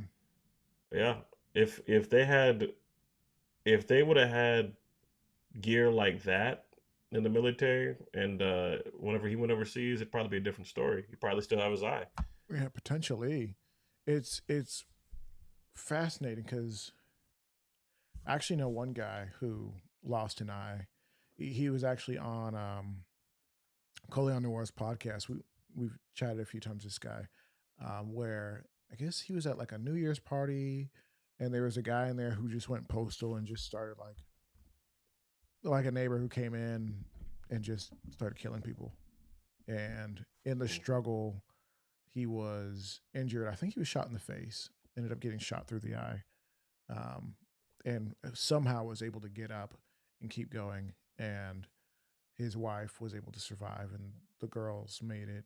And it was a crazy podcast. I That's actually do good, man. recommend that people go back and listen to that one. But in the process, he actually lost an eye, and um, for a while didn't use a prosthetic, and now I think he has a prosthetic if he wants to use it. There's something about actually having an eye kind of helps fill out your face a little bit, makes it a little less jarring. Yeah. But at the end of the day, um, fight losing something like an eye, fighting for your life and defending your family, nothing to be ashamed of. So that, but if you could avoid losing the eye with something like that, would be good, Yeah. especially if you're in a combat arena, you know. So Yeah. I don't know if I'm getting an echo again or not, but are we getting echo? Are you getting echo from me? nah, it might be me. Actually, I don't hear anymore. I cut down the gain on my mic. Can you still hear me? Okay. Yeah, I can hear you. I don't have my headphones turned all the way up, so Oh, okay. Okay. Good. Just making sure. yeah. Um, Speaking of which, the other thing, it's like a tactical mandible, right? It's called the I think the Maxell, not the Maxell. Darn it! Oh, you got to remember, pressure's on, man. I know I'm over here like the Acellus was one. Anyway, let me just say I'll describe it. It's like a tactical mandible that goes over a face, so like you can still have the standard military issued cap on, Hmm. but this thing is almost like Army of Two style, man, because he did a demonstration. He put this thing on one handed, and the little sections of it, or the plates, if you will, they can be molded, or not really molded, but you can adjust them to your face, so you're not like stuck with one option where you're over here like, okay, everything is good. No, it's like you can adjust them where you're comfortable, and at the same time, it still protects your face as well. Um, and then he said he had a lot of people talking about, well, if you take a bullet to the face, you're probably going to break your neck. But at the end of the day, this thing is protecting your whole face. You're guaranteed to have a whole melon and not a splattered one. So to all those haters, man, just I would rather have a serious neck injury and be, maybe be able to rehab that or be able to repair that surgically or whatever it takes, than literally have zero shot. yeah, that's the exact same thing I said. Because again, you can fix a serious neck injury and probably survive from it a lot better than you could, you know, a bullet to the face. Yeah, Everybody's not 50 Cent. Not a play on the topic, but nonetheless, everybody's not 50 Cent. hilarious. So, but I mean, God, he's got like a lot of great things, and the fact that he's really humble about what he's doing, and you could tell he's putting a lot of passion into his work. He's not sitting here, like my stuff is going to save everybody, and they have no choice but to buy it. I mean, he's like really humble because he's going through government contracts, and um, sometimes that's not exactly the easiest thing to do because the government is always number one trying to nickel and dime you, and number two they don't want to spend a lot of money, despite the fact that this is a game changer and it's more effective than any of the cheap stuff that they might have purchased before. I had it right. It was the maxilla. I did a double check. That's Yeah, the mandible. The send me mandible's called the the maxilla. link to that. Let me pull that up. Yeah, yeah. If you could on the cell phone. I On the mean, dude, he's really cool, dude. I Yeah, gotta reach out I to know him once. because Yeah, I definitely recommend doing a interview with him because he's, like I said, down to earth, humble dude, um, family guy, just like you and I. And yeah, he's gonna be at Shot Show next year too. yeah. Well, hopefully, he gets everything that he deserves because I think he's doing great work. Um, Yeah, even with the simple stuff such as the fragrances, I'm quite impressed, and I'm glad to see it. Black Gun Owners Magazine in the building. What up? What up? Good to see you here, man. And That's my oh, jam. that's what that is. The Maxilla. Yeah, yeah. It That's is like Army of Two style. yeah, that's pretty sick. Matter of fact, he's played that game too. Of course he has. Of course, it's got the padding inside. Yeah. Hmm. So one day we're gonna see that in Call of Duty, where you can put it on and get complete face protection. But they're gonna have to find a way to nerf it because it's gonna be OP. Yeah, it's like the new riot shield for the face. Right shield for the face. Hey man, no more headshots. I But mean, 'cause you know how cheap that riot shield is, man. It's like, oh, yeah, stop bro, coddling. bro, riot shields in almost every game. I was playing what was it? What was it? What was that? The bank heist game. What's it called? uh, I oh just I God, I just had I it. just got it. Oh my gosh. It's like Hone when you asked in. me about it, the name of it. Right. No, not takeaway. No, not crackdown. Crackdown. Come on, chat. Come on. Come on, guys. Y'all got me. It's like something that's like blatantly obvious, but when you try and think about it, it's not. Hence the current situation. Struggling. Mm, You know gosh, what? I'm like trying to We look it got up. Google. I'm like in my email because I You know, the last time I tried to look something up on Google, it was like a couple of coworkers and we were talking about uh monster movies, and I was trying to remember this Korean movie because my coworker was talking about Parasite with the family. heard that was good. Yeah, he said it was good, but I'm over here thinking, no, that's about a giant monster that comes from the water. He's like, no, I think you're wrong. So, I had like a brain disconnect moment. So I looked Mhm. up Asian movies where monster comes from the water. Chill. Yeah, let's just say Godzilla was Stop number being one, and stubborn. there's a whole slew of Let that be a lesson. Stop being stubborn. You don't know everything. bank heist game. It's very popular. Bank heist. Payday, payday. Payday. Yeah, I was playing Payday 2, right? And Hmm. I decided, you know what? I'm a gamer. I got this. Got this. And my dumb self was like, I've literally played the intro mission. Let me go ahead and play a mission that's ranked like very hard. Dumb.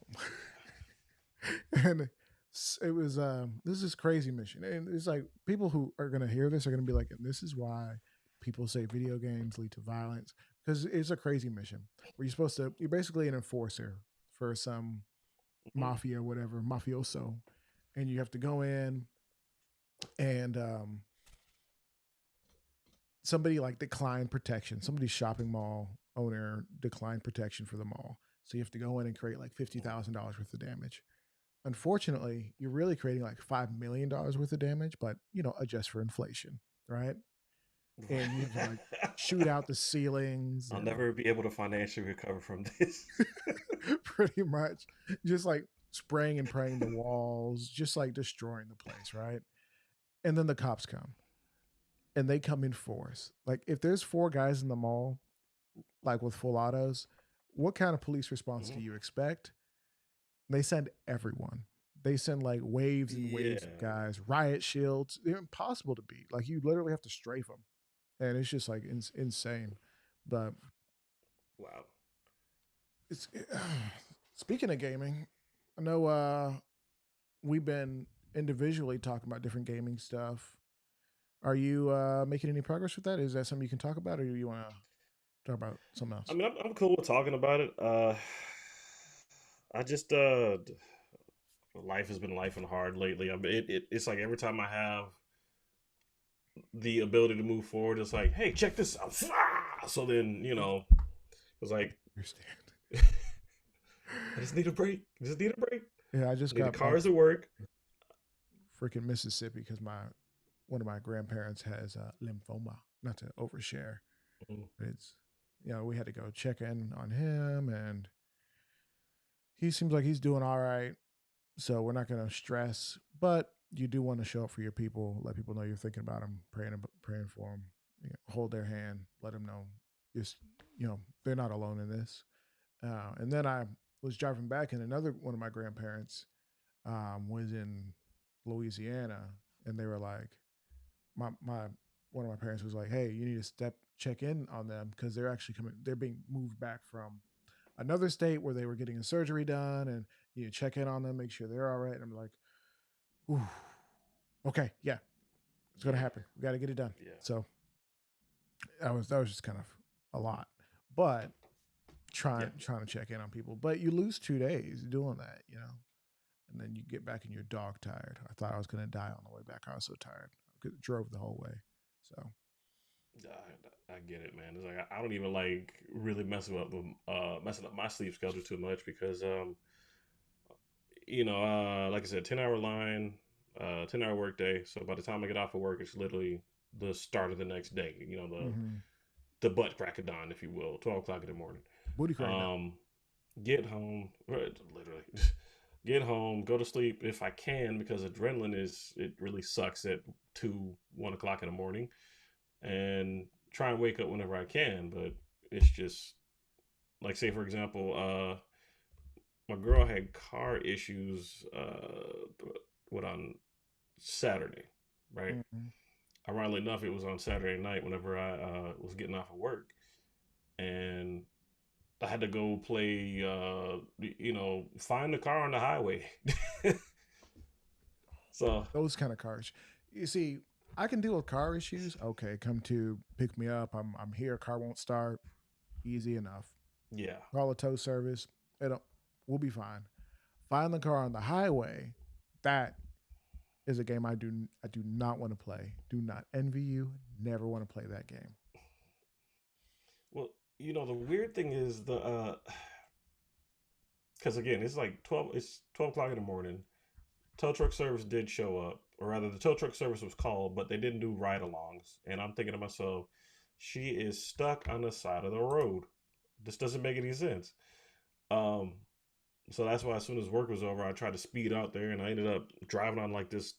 If you've ever driven through an airport, it sucks. So I don't care where you're at. Uh, I was following the GPS, and I ended up taking the airport road. And Mm-hmm. ironically enough, I saw the car on the highway from the airport road, but I had to drive all the way through the airport just to get back on the highway to get to her. We talking about So, Atlanta Airport? yeah, Atlanta airport, but at Yeah. the end of the day, Yeah. I mean, Yeah. Very yeah, briefly. Very briefly. yeah, it's fun. It's very Not too fun. bad. I recommend it What's for everybody. worse? DFW, or I think the Ronald Reagan kind of sucks, but not as bad as DFW. Nothing is as bad as DFW. Well, Atlanta's DFW used to pretty be, intense. well, actually, the worst airport I've been to was LAX. Oh my god, Yeah, LAX is trash. But that's a story for another time. But yeah, police officer said the police officer showed up, but he said he was about to leave too. So I'm thinking to myself, you are about to leave a woman on the side of the highway? That doesn't show me make any this sense, man. and that's definitely not civic duty. Tell me this wasn't a man. Right. So, long story short, I ended up picking her up, but then we also had to get her to work the next day. So she works at like, I think she's got to be up before 6 o'clock. So I had to wake up at probably the same time. I'm waking up with about 3 or 4 hours of sleep, and then took her to work, came back home, did the interview. But after I was done, my body was like, just don't think, don't breathe, just try and reset. All right. That's So tough. that was my week, and all that. It seems like all that keeps happening every time I'm off. The week before, I had a headache, like a tension headache or something. I'm like, how the Yeah. hell did this happen? Bro, I didn't. That's tough. That whole car situation, that would have had me, dog. Not for real. Like that's tough. And I've been in a situation one time where my motor just like, and I know we're off in the weeds. People are probably like, "Yo, what are they talking about? Like, what's going on?" But I had just bought a car like two Progress months in prior. podcast. Podcasters, right? I bet I Yeah. was. I bought a car like 2 months prior. I didn't opt in for any extra warranty because I think that's a scam until this happened, and I still think it's a scam. So, riddle me that, Batman. So I'm driving, and all of a sudden, like I'm getting like a bit of knock in the engine. I'm like, oh, that's weird. Let me go in, change the oil, and I think they said something. Oh yeah, it was kind of low. I'm like, okay, good. Mm. Start driving. The car is knocking so hard, it's like moving back and forth. And I'm like, shoot. It kind of stops for a little bit. I'm like, okay, I think I can make it home. I didn't quite make it home. I made it to my neighborhood, and then I had to walk the rest of the way home. Hmm. That kind of sucked. And then Oh wow. come to find out, it was a Kia. And the Kias from that year were notorious for having complete engine failures, like things in them breaking, causing just complete seizing. Like you have to get a whole new drivetrain, like the whole thing, new drivetrain, please. And Wow. thankfully, my puppy dog tears, and I didn't actually cry. I just say, hey, bro, I'm about to have a baby on the way, which I was. This was like 2 years ago, almost three, I guess. And I don't know what I'm going to do. And they were like, all right, I'm going to tell my boss that we need to get you taken care of, which probably needed to happen anyways, because there was basically a recall on certain parts that Mm. caused like catastrophic failures. But yeah, speaking of catastrophic failures, what's up with this SIG stuff, man? Like people are like, oh, here's the gun conversation. Yeah, here's the gun conversation, Brodies. So That. what is going on with the 320? Because I love the 320 for this one reason. It's modular. You can take off the slide, remove the firearm component from the thingamajigger, the, and from the the grip, frame. and Uh, from the or the frame, grip. Yeah, the the grip, grip. the frame, whatever you want to call it, and insert it into a new frame, Grip frame.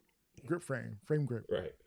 grip zone. So you could, and like you could actually put it into the flux chassis thing, and now you have like a Yeah. like a Oh, it looks cool. mini like SBR type thing that's one serial one serial number, and that's the gun. You don't have to buy a new gun. You just buy different components, and that's the gun. If you want to buy another one, you can, but that's you don't have to. Which is great Right. if you live in places where there's restrictions. Say you live in like California or something like that, and there's heavy restrictions on what you can buy and when you can buy it, or maybe you just don't want to invest in a whole new gun, or maybe you're an influencer or a YouTuber like myself, and you're like, I want to spend $700, $600 every time I want to show something else off on camera. It's a great option. He says $700, $600. Well, If just you only knew the 320 I was looking at. well, no, I'm talking about the 365 because the 320s are they get up there like the AXG Legion or whatever is like 1500. Yeah, that's crazy. For what? Yeah, For the what? Spectre comp is like 1300. And honestly, because I know you have a 365, Mm-hmm. and I think didn't 365 have a Spectre comp too? Yeah, I know it they had a Spectre. did have a Spectre comp, which was kind of cool. But See, now if I would have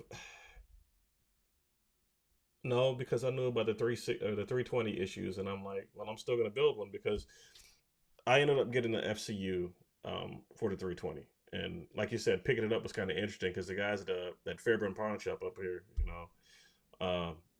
redacted, telling too much, but the guys at the pawn shop, they're like, what is this? Because it was just a box with the trigger and the rest of it combined together, like you said. mm-hmm. And they were like, okay, cool, I understand what it is. It's kind of cool. Um, but nonetheless, picked it up. I already ordered the grip module or the grip from I think it's Gray Man Guns. Yeah. And I also had the intent of getting the fully assembled Spectre upper to complete the whole thing. I don't know why. I just had an idea to try and build a 320 quote unquote cheaper. Honestly, I think I should have just bought it outright, but it is what it is at this point. And it was all because of damn Strike Industries. I love them. I love them so much. But they had it was an Instagram reel where you know how they do. They always start out by showing the firearm, and I Hmm. saw this 320, and I'm like, "What is that?" And I did some research on it. 320 Spectre Comp. I'm like, "Okay, cool. I want that."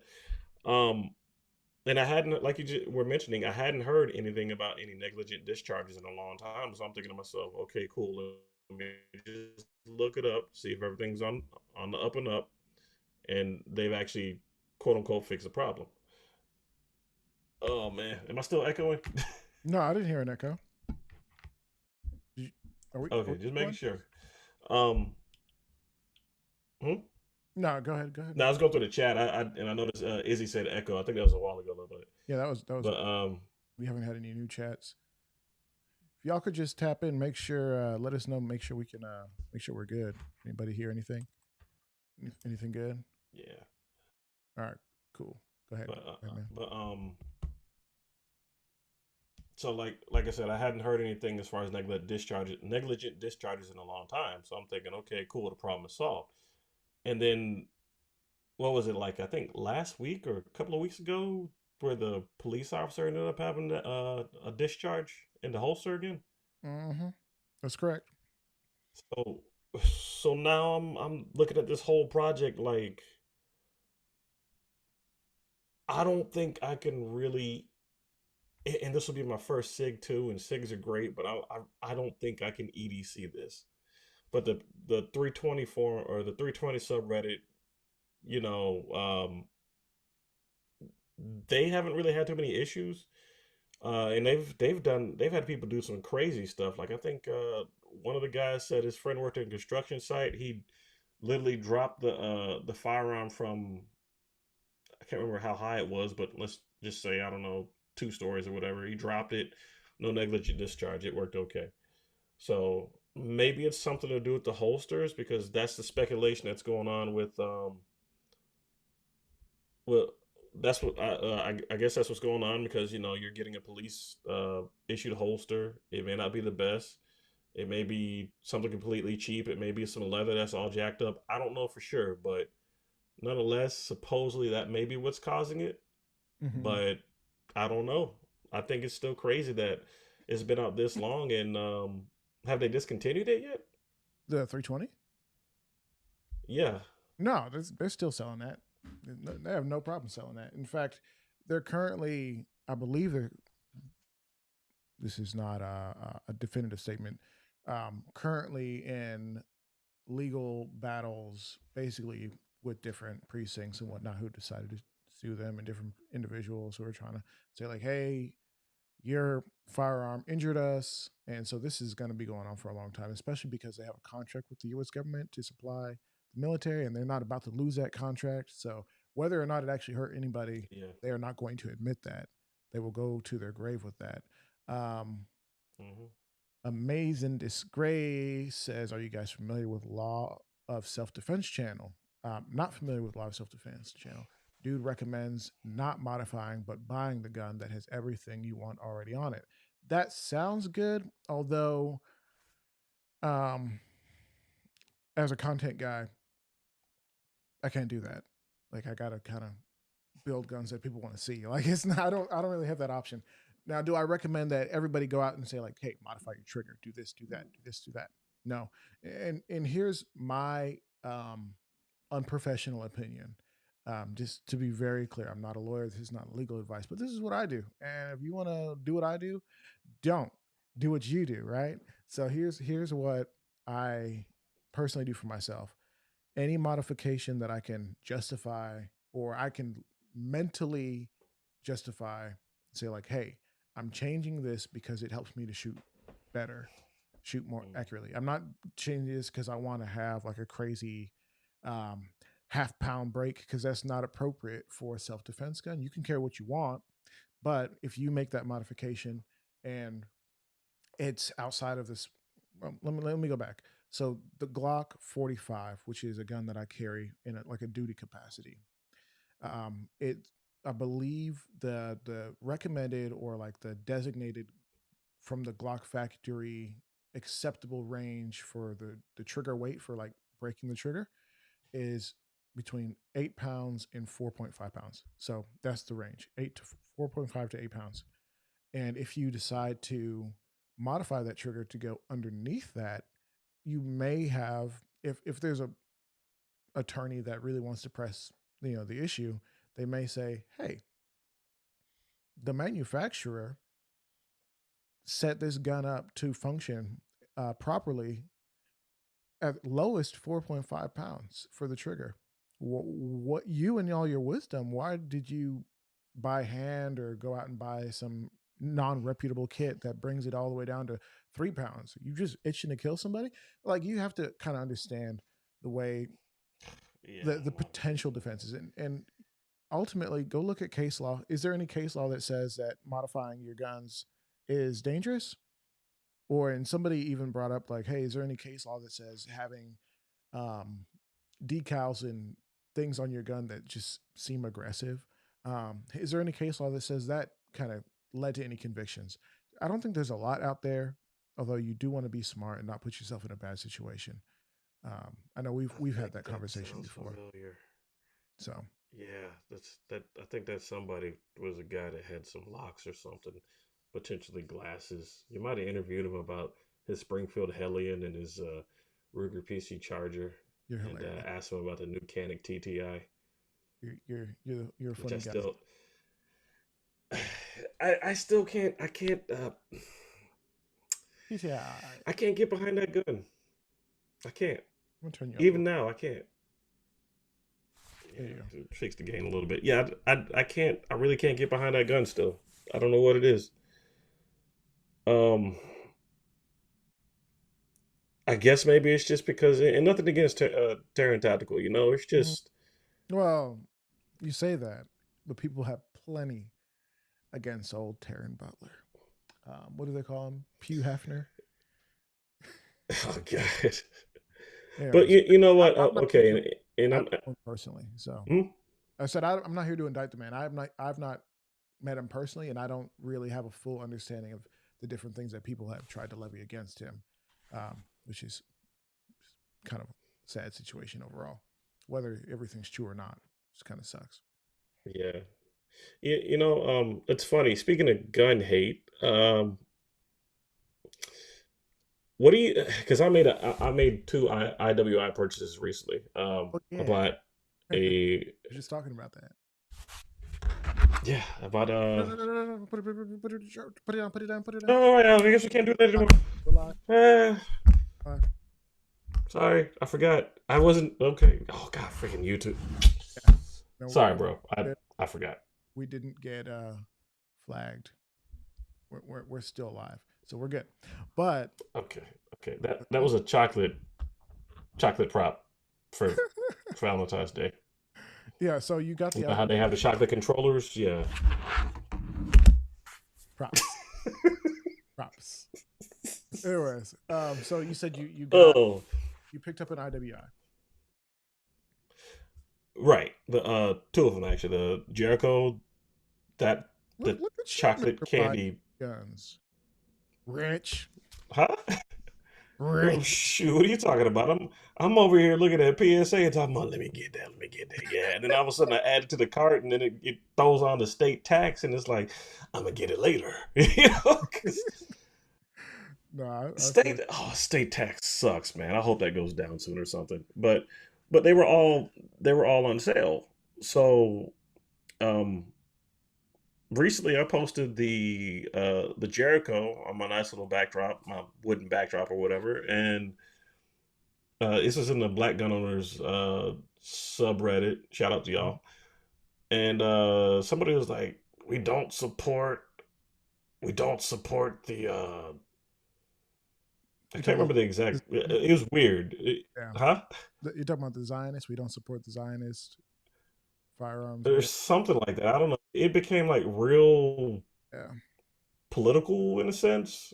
And Yeah. honestly, I mean, That, ever since day number one, that sucks because I saw that post and I saw the response because you, you're in, the Black Gun Owners subreddit, which is a place for gun owners who are like you and like minded. Anybody can be there. It's not an exclusionary group, but it was specifically designed so you and folks like you can go have fun, right? And some Mhm. random liberal crybaby is getting mad. I'm saying that with love. Is getting mad because you decided that you wanted to go buy a gun that you liked. Politics be darned. I was trying to see somebody in space, cowboy. I mean,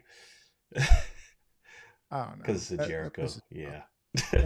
And here's the thing: like, But I understand that some people don't want to work with certain companies because this happened and that happened. I have influencer buddies who are like a big deal, right? And they refuse to work with Taurus. They refuse to work with this company or that company. I say Taurus because that actually did happen, and not because the gun that they were dealing with failed them or there was anything wrong. Taurus is on the come up again, which is good to see. It's good to see brands competing, but mhm. because there was an employee there that was kind of rude to them, so they want to They're basically not dealing with the entire brand. They will not review the guns. They will not invite the company to anything that they're doing.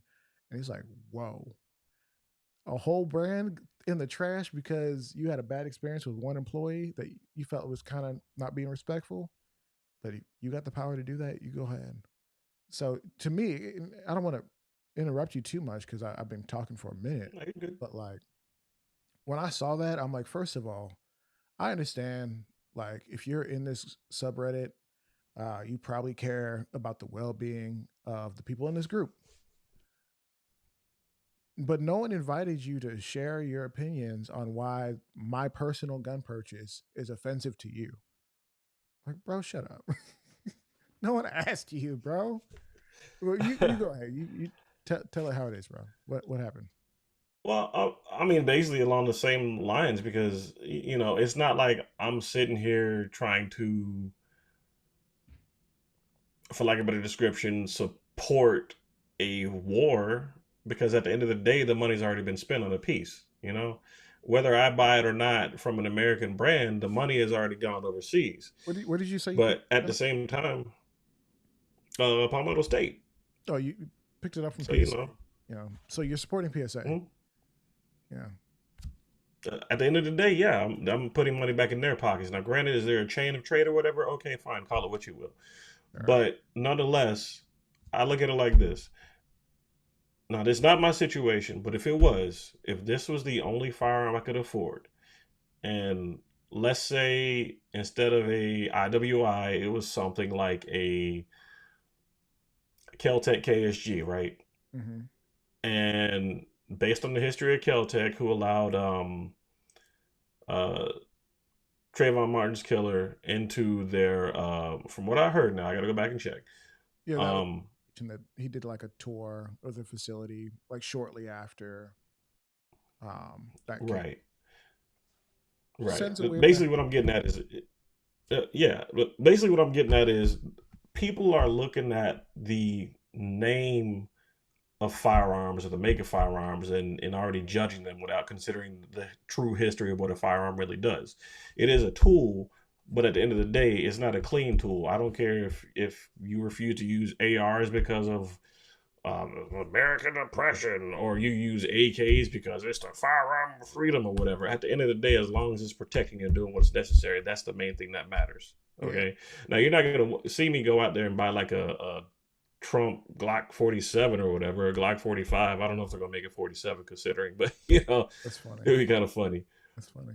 But you're not gonna see me go out and buy specifically designed firearms like that. But you're going to see me utilize whatever, because I've got a Springfield Hellion that comes from a Croatian firearm. Do I Mm-hmm. know the history of the Croatian firearm? No, not really. But at the end of the day, if they were using it to kill, like, or excuse me, game over Nazi zombies, or excuse me, I'm just messing it up all tonight. I'm sorry, man. I'll Mm-hmm. see myself out the door. But All yeah, every bad word possible. I'm not made for this censorship, man. I just, but you know, evil monsters, zombies, if you will, that wear a certain brand. If Yeah. it was made to help them or whatever, then okay, it is what it is. Heck, Yeah. you still have people using SKAs and other German guns or whatever. So I don't really see get off my planners at the end of the day. Dude, absolutely. Um, Amazing Disgrace said, fanboys and haters are everywhere. And that's it's the truth is you're going to have guns that you like. There's going to be guys. I was in the SIG subreddit, right? And I was sharing Hmm. because I got a chance to test out a SP 2022, which was an older firearm. I think it was commissioned for like police in some European country. And there's a few of them that floated around. There was a point you can get them for like a couple $100, like three or four. So it was a pretty decent price compared to most of Right. SIG's lineup, even currently. Um, so I was like, hey, if maybe you have a problem with the 320 because maybe you don't trust it for some reason, maybe this is a decent gun for you. You know, SP 2022. It seemed like it ran pretty okay. I don't know if you can do some of the modifications like adding a red dot to it easily because it wasn't designed for that at all. But might be a decent build. People got so mad all the way up my butt. It was crazy. They were like, "Why wouldn't you trust your 320?" Huh? Huh? It's like I'm not a 320 hater. I'm just cautious with that gun. Like I'll shoot it at a range. Yeah. I'm not putting that in my pants. I carry appendix. Bad move. Do not put that. I would. Yeah. Some people will, and I don't. I'm not mad at you for doing it. I think that's your personal decision. But Mhm. you know, um, comment just I'll came. be honest with you that Go ahead. that would be one of the ones that I would probably carry Israeli, but more than likely it'd probably Oh, just be a range toy. you said Israeli as in like unchambered, draw, cock and go. Yeah, yeah. Oh, that's so funny. And uh, one of the streams ended. Continue. Um, so our stream over on the locals page for those who want to support this channel, you can do so on armedatlas.com or sorry, armedatlas.locals.com. That's a website that we use for members, but we also have YouTube memberships here. And we plan on doing so many more streams. So be sure to join up or support in whatever way you see fit. Definitely appreciate you even just being here, just watching along, commenting, whatever it is you want to do. Lurking, keep lurking. I appreciate you, man. Um, so real quick, John Solo. What up, Mhm. John Solo? I have no idea who you are, but I'm glad you're here. Said I wouldn't He trust shot Trump first. on our gun rights based on his track record with red flag laws and banning bump stocks. I could be wrong, and I hope I am, but shall not be infringed means exactly what it says. Yes. So if you're watching the replay, like the early part of the show, um, I definitely appreciate you for going back and trying to slide. And the Jericho 941 is a great sidearm. I love people who call handguns sidearms. It's just there's a certain type of je ne sais quoi, a certain amount of just aura that comes with that. Sidearm. Love it. Thank you for Yeah. those comments. You know, Go ahead. I'm sorry not to cut you off. It's No, no, go still ahead. so seeing as how like it was and back on the whole Jericho thing, man. Mhm. Seeing as how it was in the Black Gun Owners or Black Gun Owners group, I I noticed it also happened around the whole election time thing, Mhm. and then there was like a whole lot of virtual signaling and like Yeah. caping and all this other stuff going on. So Not a fan of the virtue signal. right, so ultimately, what I'm getting at is this. One of the things that I really hate is the fact that number one, it's already kind of hard to find firearm groups for black people, if you will. Yeah. But when you have other people kind of do like, we're gonna go and invade and we're gonna spread what we think you should be doing, Mhm. that gets annoying because I'm not justifying the war over there in the Middle East. I'm not saying I support it. I'm not saying that I want to see it continue. But at the end of the day, what I do get tired of is people coming over, not even just coming over, but people, let's say I'm on the street and they look at me and they come up and they're like, who do you support? Mhm. Why am I being dragged into this? Specifically because I'm black. because I get easily. That's what it boils down to because it's the psychological thing of black people are have a history of being oppressed and all this other stuff and yada yada yada. So they should understand where another culture is coming from, even though they're like in another continent. Yeah. Again, I'm not saying it's bad. You see what I'm getting at? Because it really shouldn't even be like that. We are Dude. black people here in America are their own people. Yeah, I 100% feel you on that. I think just with the broader conversation of existing in the gun space and trying to be like, hey, I bought two guns. I'm excited. Hey guys, thoughts on the Jericho? I just got these. What do y'all think? And then I don't even think you said what do you think, but hey, maybe you did, and it'd be like to villainize you almost, and maybe not even trying to, I guess, but that's how it came off. To say like, oh, you're making a bad choice. Yeah, How you? Why are you supporting design? No, like, bro, it's yeah. not about So supporting people. you I just bought a gun that I thought was a good gun.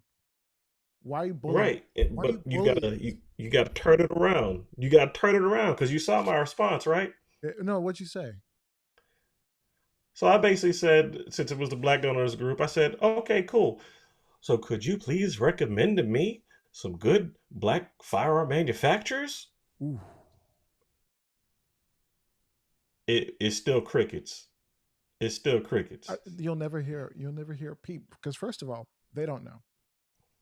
They don't know. By They the don't way, have to shout know. out to Rostic Arms. Shout out Rustic Arms doing the Lord's work up in Michigan. Hmm. Shout out to Rustic Arms. Love what they're doing. That said, Mm. I actually used to when I first started my podcast, Gun Club Radio, back when it was still called Costly Conversations Pod. I used to post it because we were having some pretty serious conversations that I thought were beneficial to, let's say, both sides, or like the more political side of GunTube and the gun world hearing.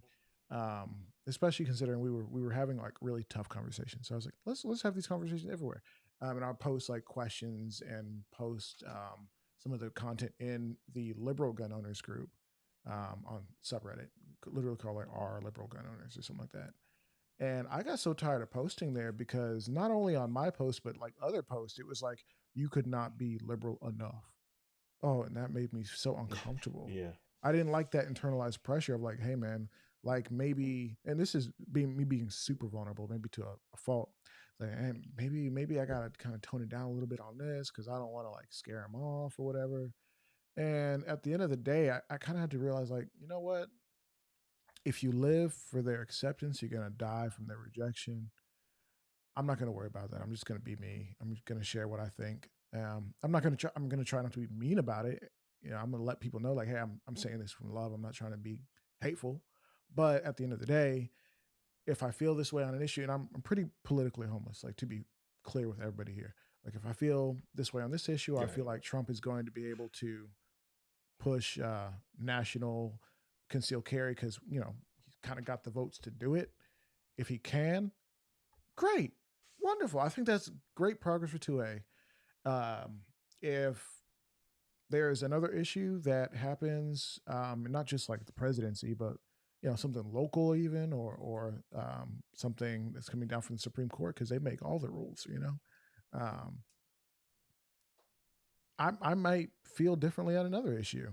So I don't Mhm. like to feel like I'm being put in a box or being like forced to become more extreme than I actually am. So, John, Yeah. so I yeah. mean, I definitely agree with that, and I'm independent, so I get it. I don't. Maybe when I was younger, there was the whole "I gotta vote Democrat because that's what we do." But when you start thinking and seeing things that could potentially help you, and realizing that there's being promises being made that aren't really being kept, Hmm. you start thinking for yourself a lot more. I wish people would. I wish people would think for Mm. themselves. And that way, I think stuff would actually get done, and people would actually maybe get a little bit scared. If and maybe this next election will be the case. Like if Party A or Party B thought, shoot, maybe I actually gotta. give people stuff, or not like give people stuff, but like do what we said we're going to do, like try to take care of people in the Hmm. ways that it makes sense for big government to take care of people and get out of people's way what it makes sense to get out of people's way, and like let them cook, like let me do my thing. But and that's the big thing. Like that's just what I want. Like where it makes sense, do what you're supposed to do. Uh, Johnny Solo, once again with the awesome comment, says I really don't even pay attention to who makes firearms. To be honest, if it's a good firearm and it fits my frame style, I see what you did there. I like it. It's crazy though how we need to even have, or we need to have a law that says we can conceal carry. Yes. I appreciate what the great state of Texas did, and I believe over half of the existing states that says, hey, if you live in our state, you're a resident and you're a lawful individual, carry a gun. Please. Thank you. I mean, Georgia's on the same level too, because I went out and I bought so I bought a mortar, and we are a right to carry state. So What? if I want to conceal carry a mortar, I believe I can still carry a mortar. Explain that to me. Appendix. I'm sorry. Did you say a mortar? Appendix. You bought a mortar? Appendix. Appendix. And I took the glasses off. I thought you said a That's how mortar. serious it is. Did I stutter? You did say appendix. Oh my god. No, no, no. Let's go back to the very first chat. What did I say? I believe it was very straightforward. I said I purchased a mortar. Where do we find you? Okay.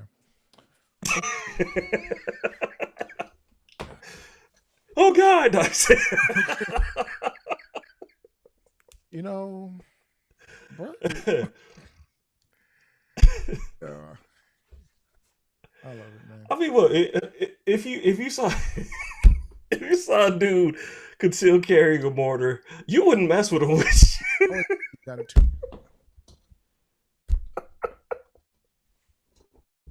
Yeah, like you just take one regular step, one stiff step. Just be like you